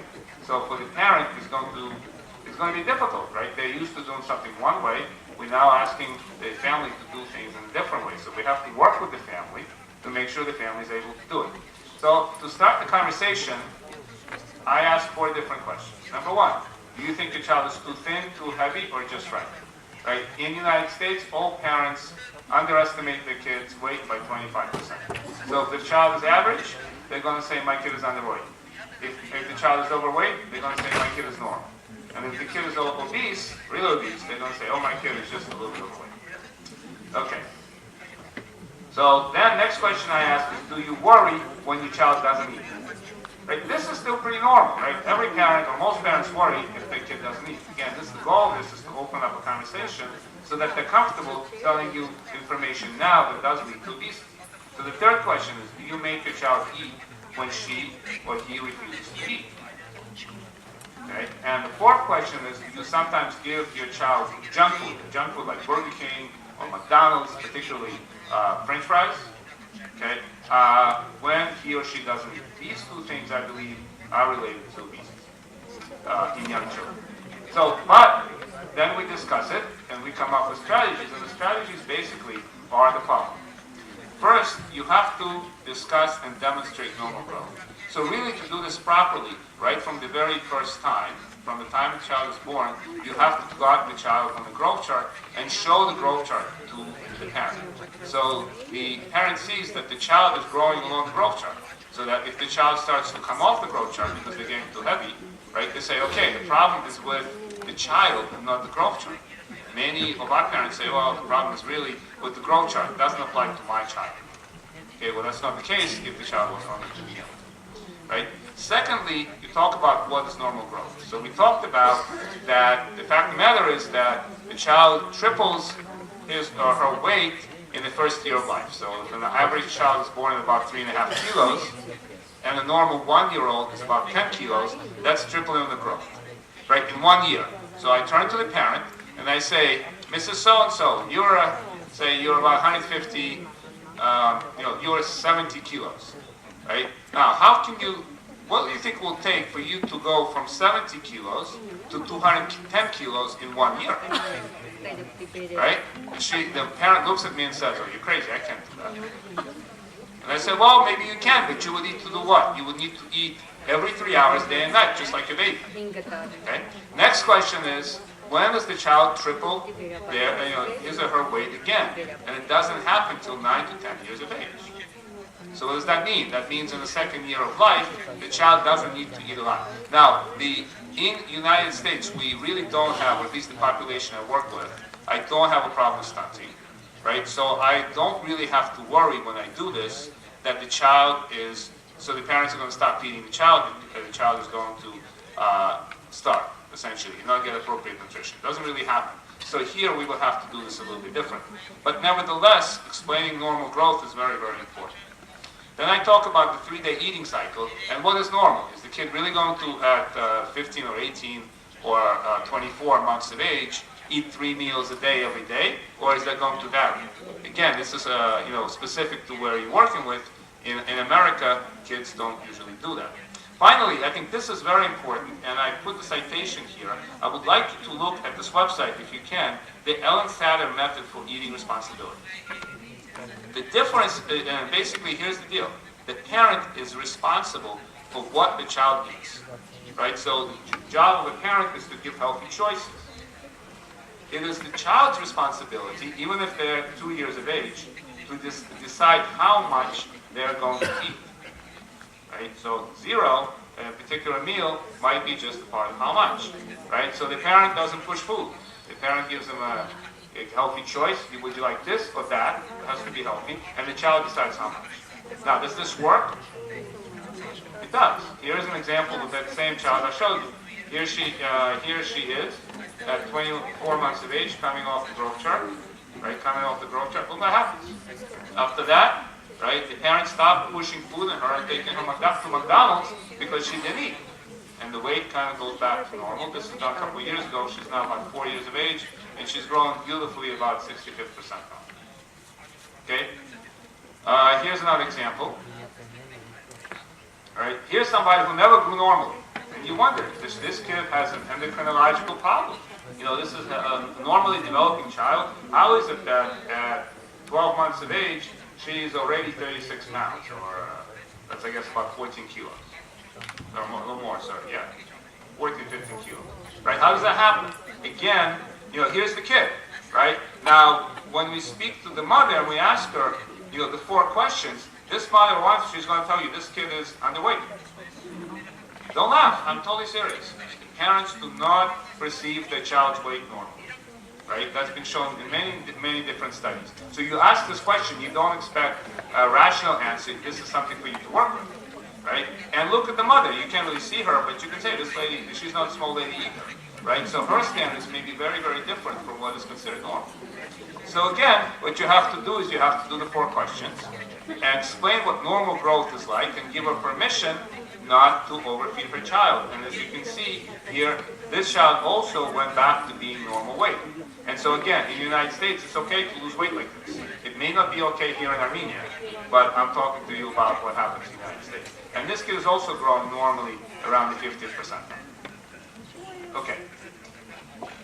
So now I'm going to switch gears and talk about preschool and elementary school age children. Now, I understand that here in the polyclinics, everybody comes in to get their vaccines up to 2 years of age. And after that, kids don't come regularly for visits.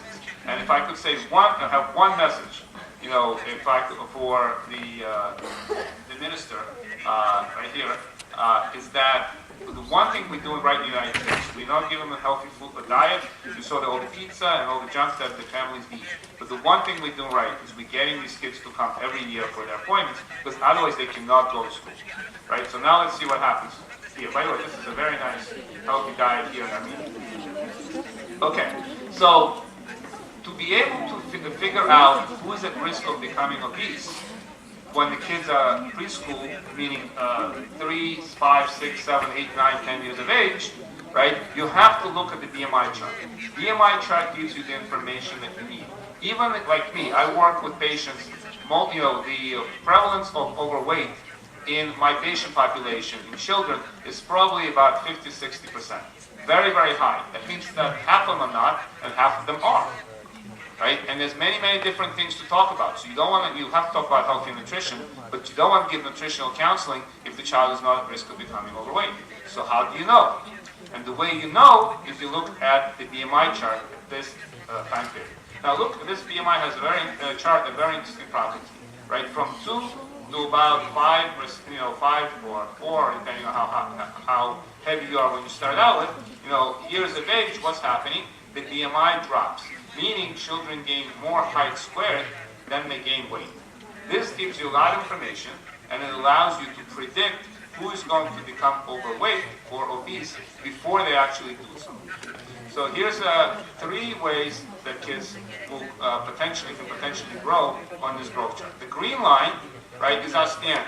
You see this kid, right, is growing pretty much along the BMI line, right, and staying on the percentiles, right? So the likelihood of this child becoming overweight at 7 years of age is only 5%, right? And we still, we reviewed about 1,000 charts, kind of like Dr. Malnutrition in what she did in Armenia. Here we did with our patients, and we saw that this is a pattern for about 1/3 of the kids.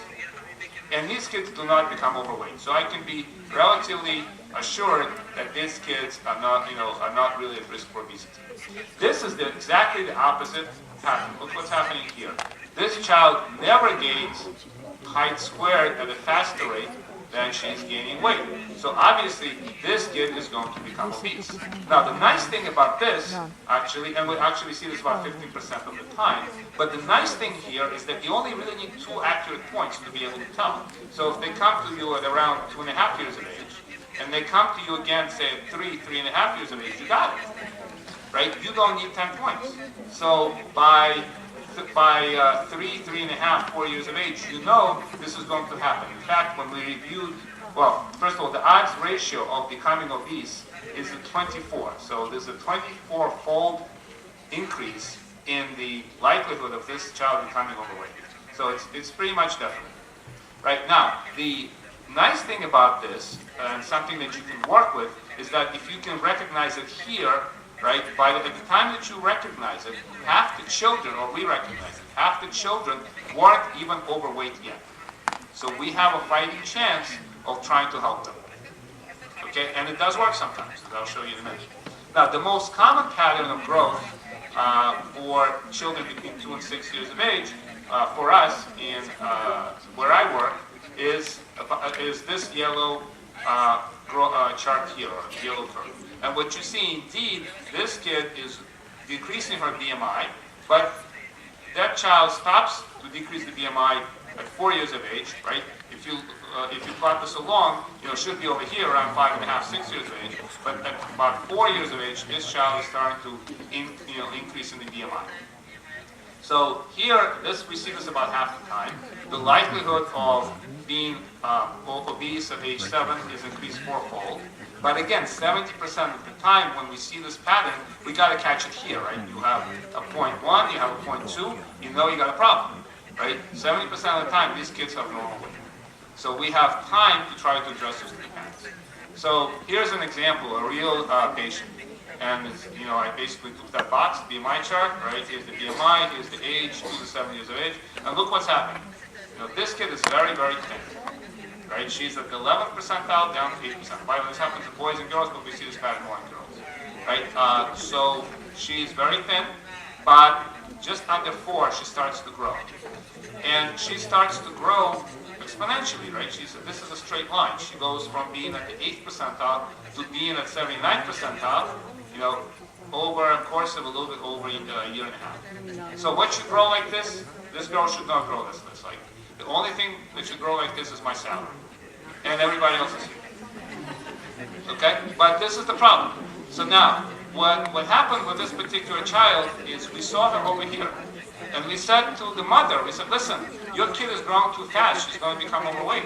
Now, this is an average line. So right now, this kid is average. So the mother looks at us and says, hey, finally, my kid was too skinny. Now she's finally eating. Her appetite opened up. She's doing well. So we asked her to come in 3 months. She didn't come back. She came back a year later. Why? Because she had to have a school form done so that she can take this kid back to school. Okay, but here we started talking. She says, you know what? My kid, I have to buy clothes nonstop. Every 3 months, I have to buy her a whole new wardrobe. So she didn't really care that the child was eating too much or becoming heavy, but she was worrying about buying all the clothes. So that's good enough for me. That gives me something to work with. Okay? So how do we work with this? Right? So now, the key is that you are not doing anything. The only right? But get the parent to understand that this is something they should do without telling them what to do. Right? It's a difficult thing, but it's possible to do. So what I do is, again, I ask just 4 questions, because I only have 15 minutes. The first question is, how often does your child eat fast food outside of home or school per week? Now, fast food, again, for us is McDonald's, Burger King, pizza, things like this. Okay? How much juice and milk the child drinks daily? As far as I'm concerned, juice and soda have about the same amount of calories. So if somebody is at risk of becoming overweight, it really doesn't matter if they're drinking soda or if they're drinking juice. It's just as bad. Okay? If they're drinking 4 liters of milk a day, that's a problem too. We sometimes have that. Right? Do they eat breakfast? Breakfast is very important. We talk about eating breakfast. And then lastly, we talk about snacks. Okay? I do talk about activity. Activity is not something that's going to make a child thin, because you have to do a lot of activity to overcome extra calories that you eat. But it's important to make sure the kids are active, so I do include that. Right? And so all we do is we talk about what does this particular child do. And then we ask the parents to come up with an intervention that they can deal with. Right? So first of all, we ask, how concerned are you about your child's weight and how your child is growing? On a scale from 1 to 10. And again, I probably deal with parents whose literacy level is a lot lower than what you are dealing with here in Armenia. Yet, you can explain pretty much, 1, you're not worried at all. 10 is the most important thing about how your child is doing right now. So where are you on that scale? If the child says 5, if the parent says 5, you got a problem, right? You can take out a coin, flip the coin, right? So the chances of anything being happening or any changes being made is about 50-50, right? Not good enough. You want a number 8, 9, or 10. So if you get a 5, there's no point in talking about what to do because the parent's not going to do it. You have to keep working on the motivation, right? And getting the parent to want to change things. 1 minute. 1 minute, okay? Okay. All right. Now, then we develop 3 targets for change. And we talk about 2 dietary targets and all right? 2 dietary targets and 1 physical activity target. One thing we want to start doing they're not doing, right? So if they are not eating breakfast, we want to start eating breakfast. If they're eating junk food 3 times a week, we want to cut back, right? And then we want to see this child every 3 months. And so here's the same kid, and this is right next to my last slide here. Look what happened to her. We started working with her over here. It took a while for enough changes to be made, but then the BMI came right down. Now the beauty of working with these kids is look how this BMI came down. This kid has never lost any weight. The weight stayed about the same for almost a year. The BMI comes right down because she's getting taller. So in summary, I'm done. Primary care clinicians are key. We're really key in assessment and intervention with these nutritional problems. Second, growth tracking is required from infancy and through adolescence, not just up to 2 years of age, to be able to identify stunting, but also to be able to identify and work with overweight children. More than likely, the prevalence of overweight is going to increase, just like it has everywhere else around the world. So you might as well be ahead of the curve rather than try to catch up. And finally, collaborations, primary care clinicians, public health specialists, and national leadership, it will be required to achieve this goal. Thank you very much.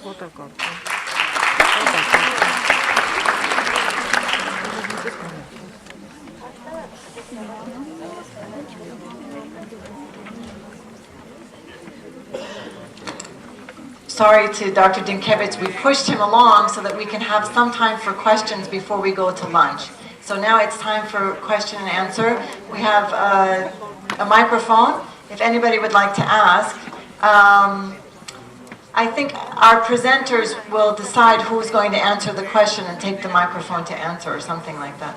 Do you want to all come up here? Yeah. So who has any questions for our presenters? Everyone's hungry.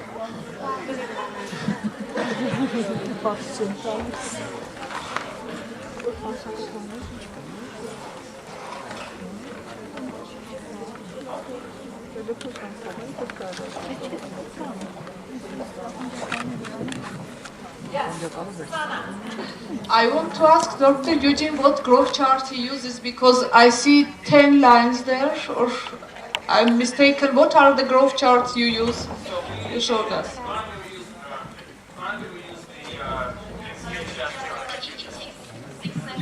6 seconds. Hello. Yes, we use the NCHS chart, so we do not use the World Health Organization charts for the most part. Yeah, but the ones I see is 7 lines. When I looked there, it was 9 lines. You know, it might be because of the way I cut the slides to be able to show what I wanted to show you. But it's basically the same charts that you use, or not the World Health Organization charts, but these standard charts.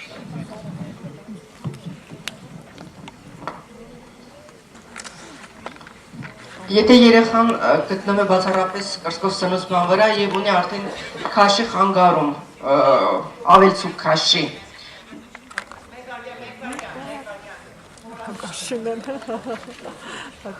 բացառապես կրծքով սնվող երեխան,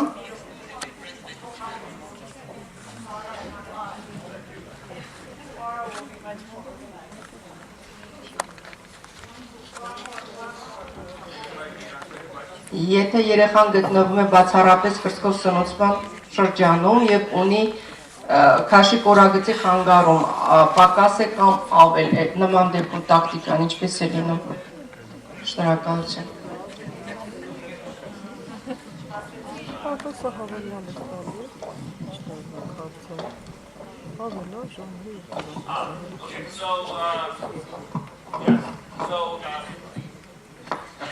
Okay, thank you.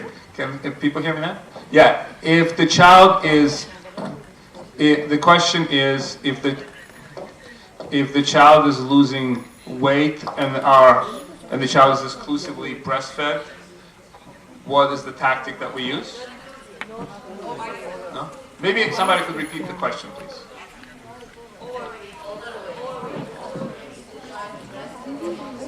Okay, it depends.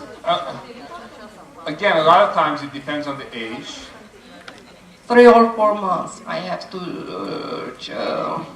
cases. The children was only breastfeeding, but in 3 months I have already 18 kilograms, 11 kilograms, and what kind of advices I can give connected with nutrition? Yeah, it's a very good question. I think first that children who are exclusively breastfed may get pretty heavy when they're 3-4 months, but a lot of times they do go back and lose that so-called baby fat later on. But before what I would do is I would like to find out exactly what happens. How often is the child fed?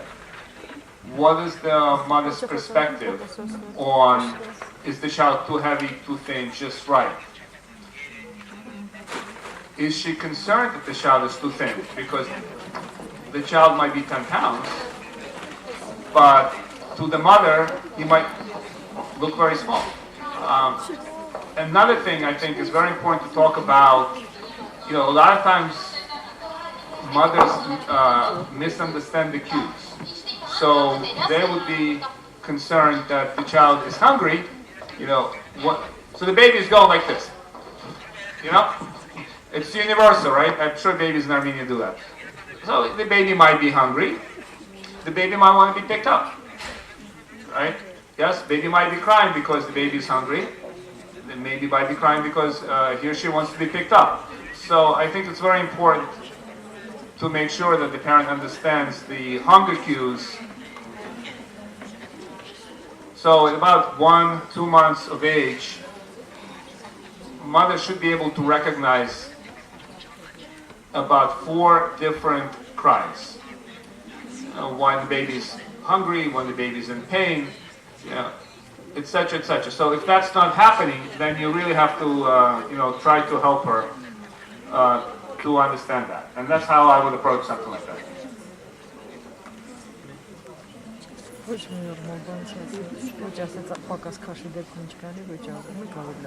just put in a comment that Armenia is unusual in that it has a much higher rate of stunting than underweight. Okay? And usually in countries where you have high rates of stunting, you also have high rates of underweight. So that's actually something we have to be thinking about because that's not typical. But with that, if you take the BMI with a low height or length and normal weights, you're going to have high BMIs. So, it may be that we have to rethink some of these principles here in Armenia because you have this sort of strange paradox of high stunting, low weight, higher weight for height, and how do you think that might affect your interpretation and the treatment plan? It may be quite different than in the States. So I'd like to hear from the audience. The first thing I would say is this is why tracking these growth is so important. Because if this is happening, say, at 3 or 4 years of age, and you have the height going back to, 6 months or birth, then you have to look at the graph and see which way is it going, and adjust for shortness. If, on the other hand, you've seen the child for the first time, it would be very difficult.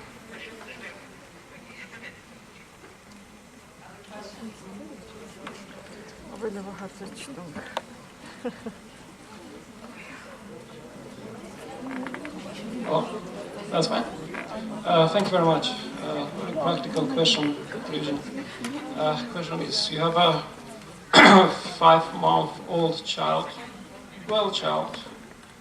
exclusive breastfeeding, and mother tells you that he demonstrates very much interest to eating solid food. So what will be your recommendation? I actually found that, once again, I think you have to be patient or parent-centered rather than prescriptive, meaning you have to go along with what the mother wants. I don't think that really there's any harm if the child is in her lap and she's eating, right, and the child wants to try something, there's no harm in it whatsoever, except you can't have any hot liquids. So I would make sure to explain, you can't be drinking tea with a child in your lap at 5 months of age. She's going to grab tea. Hey, that happens. I don't know if you see it, but we see it all the time. And typically, you need a skin graft after that because the heat stays in the clothes and burns the skin severely, right? But I don't see any harm with that. I think that you want to then say, listen, we don't really recommend starting, solids until 6 months of age. But I actually start talking about solids at 2 months of age because in America, a lot of the parents introduce solids at 4 months of age. And a lot of my patients do it before 4 months of age. So if I don't start talking about that 2 months of age, I miss the boat. Very good question, thank you.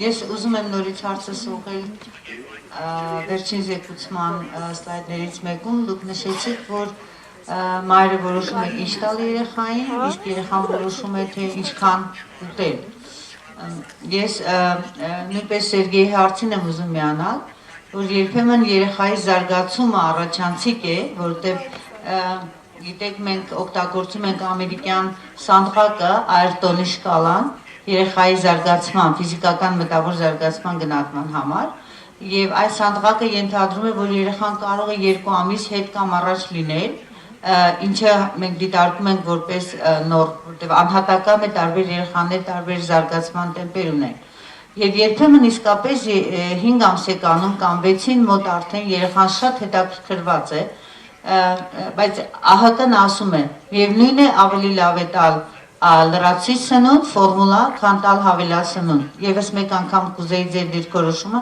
որտեղ մենք երբեմն ասում ենք խիստ անհատական է մոտեցումը։ Ուտելու կարողությունը նույնպես հմտություն է, եւ եթե երեխան զարգացումով առաջ է, գուցե կարելի է մի փոքր ավելի շուտ սկսել հավելյալ սնունդը։ Եվ երկրորդ հարցս թերևս նրան է վերաբերում, ինչ իմ անձնական խնդրեմն է իմ ընտանիքում, իմ 4-րդ թոռնիկը անդադ ուտել է ուզում, հավելյալ սնունդը սկսել ենք ժամանակին 6 ամսեկանից, բայց նա անընդհատ ուզում է եւ անընդհատ ուտում է, կարծես թե չի կշտանում եւ քաշն էլ ավելցուկային է։ Ինչպես վարվել, պետք է սահմանափակենք երեխայի սնունդը, թե այնուամենայնիվ նա կկորցնի հետո այդ ավելորդ քաշը կյանքի երկրորդ տարում տերևս։ 1 տարեկան է հիմա։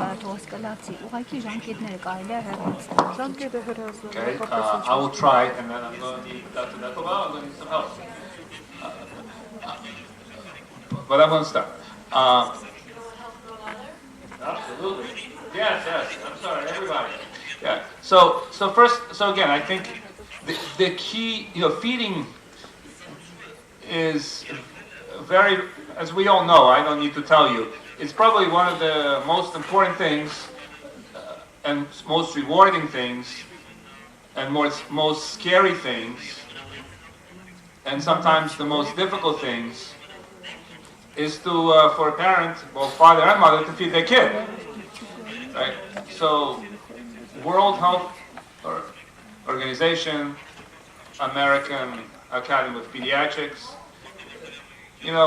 does general guidelines. But the beauty of what I do is that I deal with one patient at a time. And as opposed to somebody who does public health, obviously. So I can adjust my advice in 2 ways. Number one, to increase the chances it's actually going to be followed. If I say something outrageous from the parent's perspective, even though I'm right, they're not going to listen to me, so there's no point. And so so you have to adjust what you say to the situation you deal with. In general, with my patient population, I can never tell them not to feed their kid, because they're not going to listen unless I can convince them that the child is not hungry and try to give them a different perspective on hunger cues, right? Then the next thing to do is to try to give them food or feeding suggestions that are not going to make them extra heavy. So for example, if I'm working with an older child, a 4-year-old, who is in the wintertime sitting in the home, doesn't go out because it's cold, and because in some places where I work, they go out, they get shot, so they can't go outside by themselves. So they're going to sit in the house and eat. So then we talk about that the first 5 snacks of the day have to be either vegetables or fruits, and not potato chips, or something, something similar. And that's a much more, I think, practical thing that some parents will listen, as opposed to just saying, don't give food to your child. You can't do that.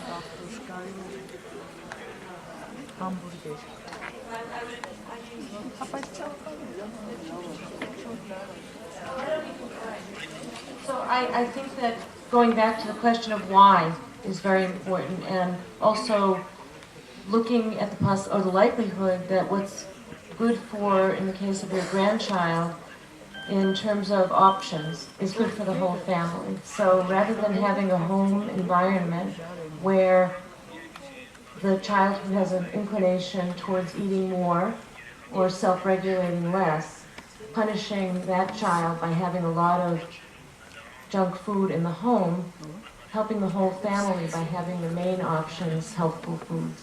And then the amounts of those foods that one has to eat, if weight is the issue, are much greater than the ones that have much more concentrated calories.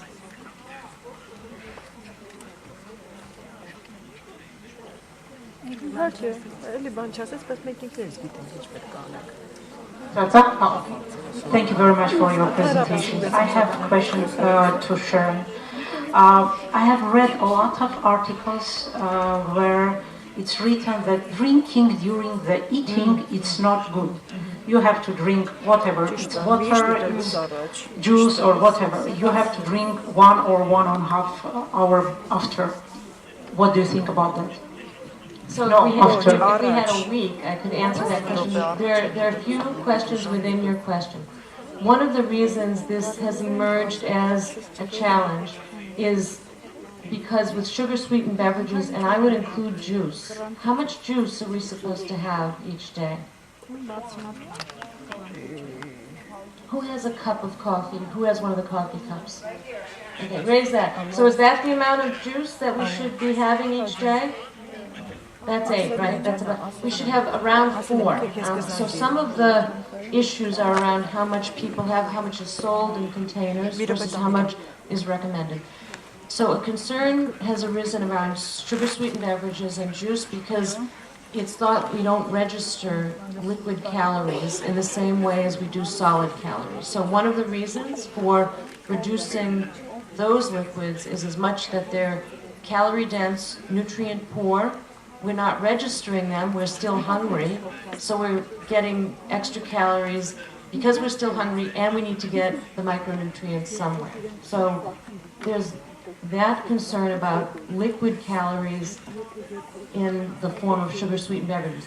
What I just heard Dr. Deckelbaum say, which I was going to say, is that the question of drinking water, or if you have a little lemon or not in the water, with, before, after the meal is very culturally based, and I think it's an interesting enough question that it's worth study, but I don't have a simple answer for it. So for things like that, I usually find that the superstition has a lot of meaning, and you have to work with that, and then try to work with what the meaning is, what the truth is, and then, as Dr. Dinkiewicz, work through that. Because if, in many cases, for instance with alcohol consumption, if someone's thirsty, and their first drink is to quench thirst, or their second drink is to quench thirst, then they're completely disinhibited, and they're going to drink a lot more and eat a lot more. So with people in whom I'm concerned about alcohol consumption, I always recommend that the first thing they do is have 2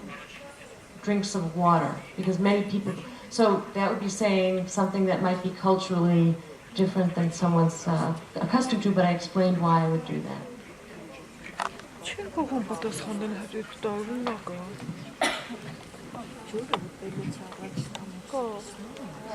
My question is about premature baby. From which age do you recommend complementary feeding for prematures? For corrected age or for biological age? This is the first question, and I have more.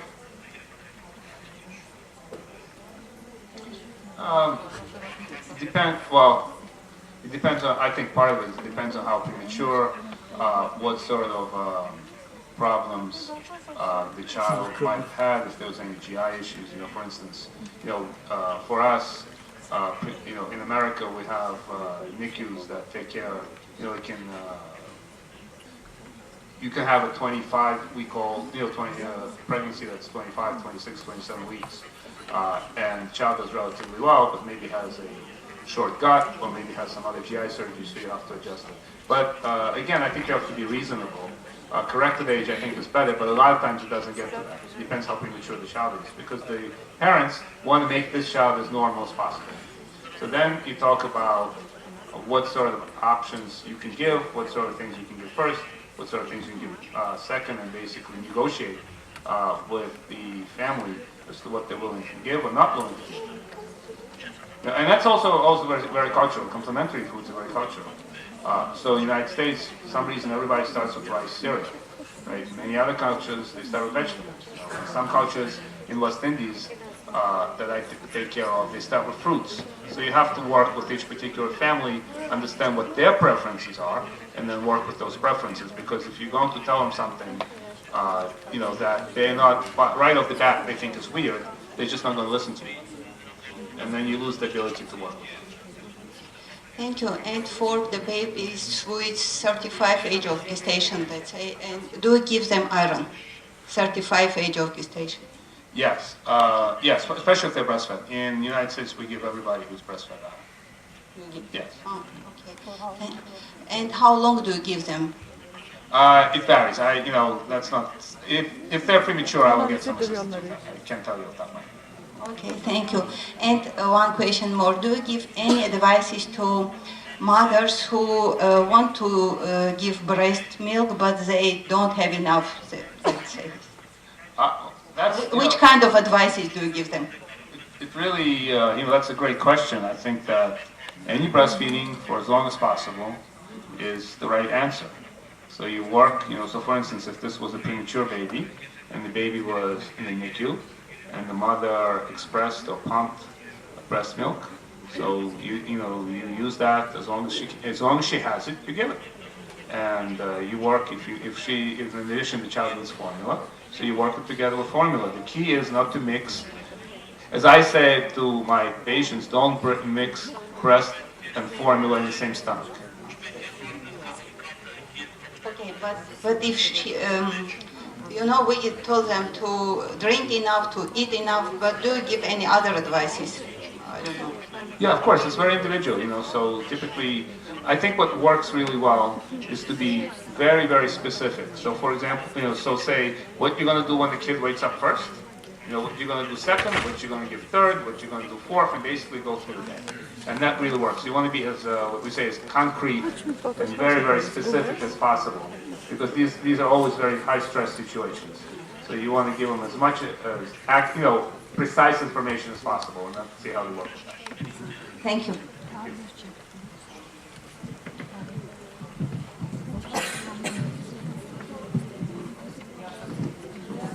Thank you for presentations. I have 2 questions. One is, what kind of studies are there regarding the influence of chronic stress or violence of child neglect on prevalence of stunting? And the second question is about the duration of breastfeeding after 18, after months of age, after 2 years of age, and influence on psychological development of a child. Thank you.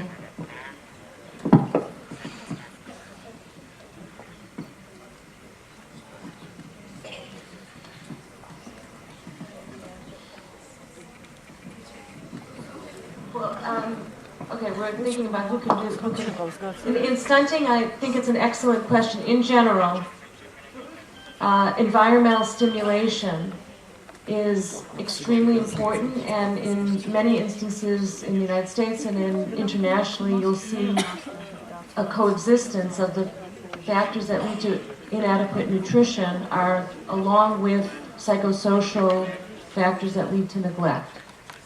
So at the Institute of Human Nutrition many years ago, there were studies looking at how stimulation, the opposite of neglect, can improve brain development, even in the presence of malnutrition. And I think you probably are aware that even in the presence of malnutrition, stimulation is very important and can lead to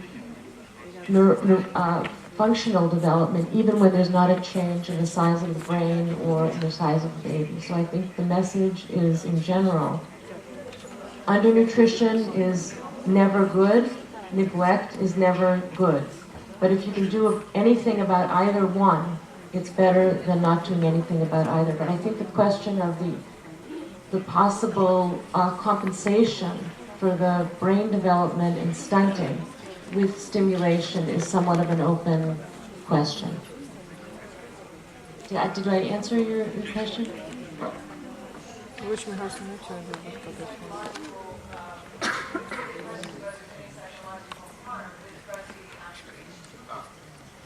No.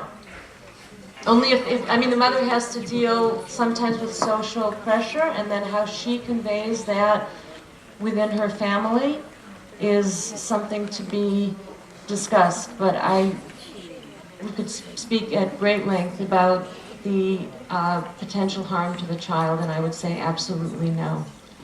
Occasionally, Do you disagree? No, I agree. I'm just going to add one thing. So the question actually is a pretty important one, because the National Institutes of Health are actually funding groups to answer that question. What effects does stress have on, one, the infant development, but especially there's a lot of evidence that babies who were born from mothers that underwent stress actually are higher risk for adult chronic diseases. But the other thing, if you sort of look at the situation here in this region now, where you have stress, you have violent stress, let's say the Armenian refugees from Syria and Syrian refugees. So stress often comes with food insecurity, and it's not always easy to dissect one from the other. Certainly we know from data from many countries like the Congo, when you take an area with violence versus an area without violence, that stunting, underweight, undernutrition are much higher in violent areas. But there's multiple causes for that. I'm sorry that I'm going to limit the questions for now.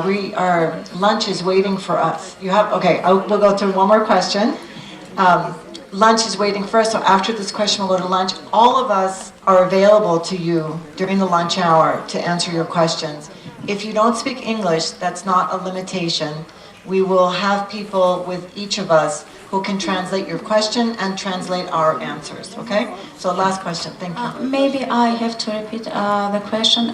What about continuing breastfeeding and psychosexual development of children, especially boys, after 2 years or long? Okay. Because this is the matter that we should think about. In America, these issues are very political. Okay, so there's a group of people who are very pro-breastfeeding, and they say, after 2 years of age it's okay. There's people who are anti-breastfeeding, they're saying it's not okay. Occasionally I had 7-year-olds who were still breastfed. I had 5-year-olds who were still breastfed. And the question I ask the parent is, why is this going on?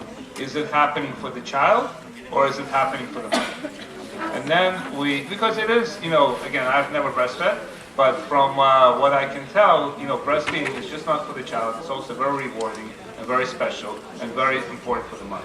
And occasionally, stress in situation or possibly stress within her and her husband, things happen, and she needs that emotional contact with her child as well. So you kind of want to find out, who is this breastfeeding happening for and why? At that point, it's not nutritional, it happens for other reasons. And then once you start opening up that question and you have a conversation, there's a natural ending to that, in a non-stress, in a natural way. It's a very, very important question because it has a lot more, we don't have a lot of information. We have a lot of feelings about it, we don't have a lot of information. So I would encourage you to keep asking and ask within the community what are the reasons why there are concerns about the psychosocial development, especially in boys.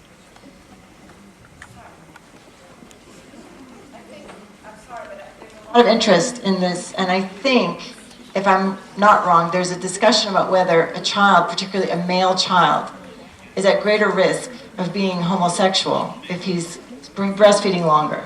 Isn't that part of the stereotypical question that people are asking here? And it would be nice to put that to rest, if you could. I don't think there's any evidence of that whatsoever. I mean, otherwise, we could study that. We could ask anyone who's homosexual how long they were breastfed, and I think we'd probably find that there's no correlation. So I think we have the answer. In fact, the 7-year-old who was breastfed up to 7 years of age is now happily married to a woman. Is that you? Oh.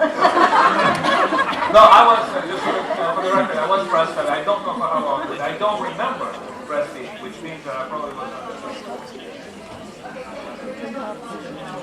But I am a twin, so my mother breastfed both of us. There was a lot of issues about that. Nobody asked about it, but that makes it a lot more difficult.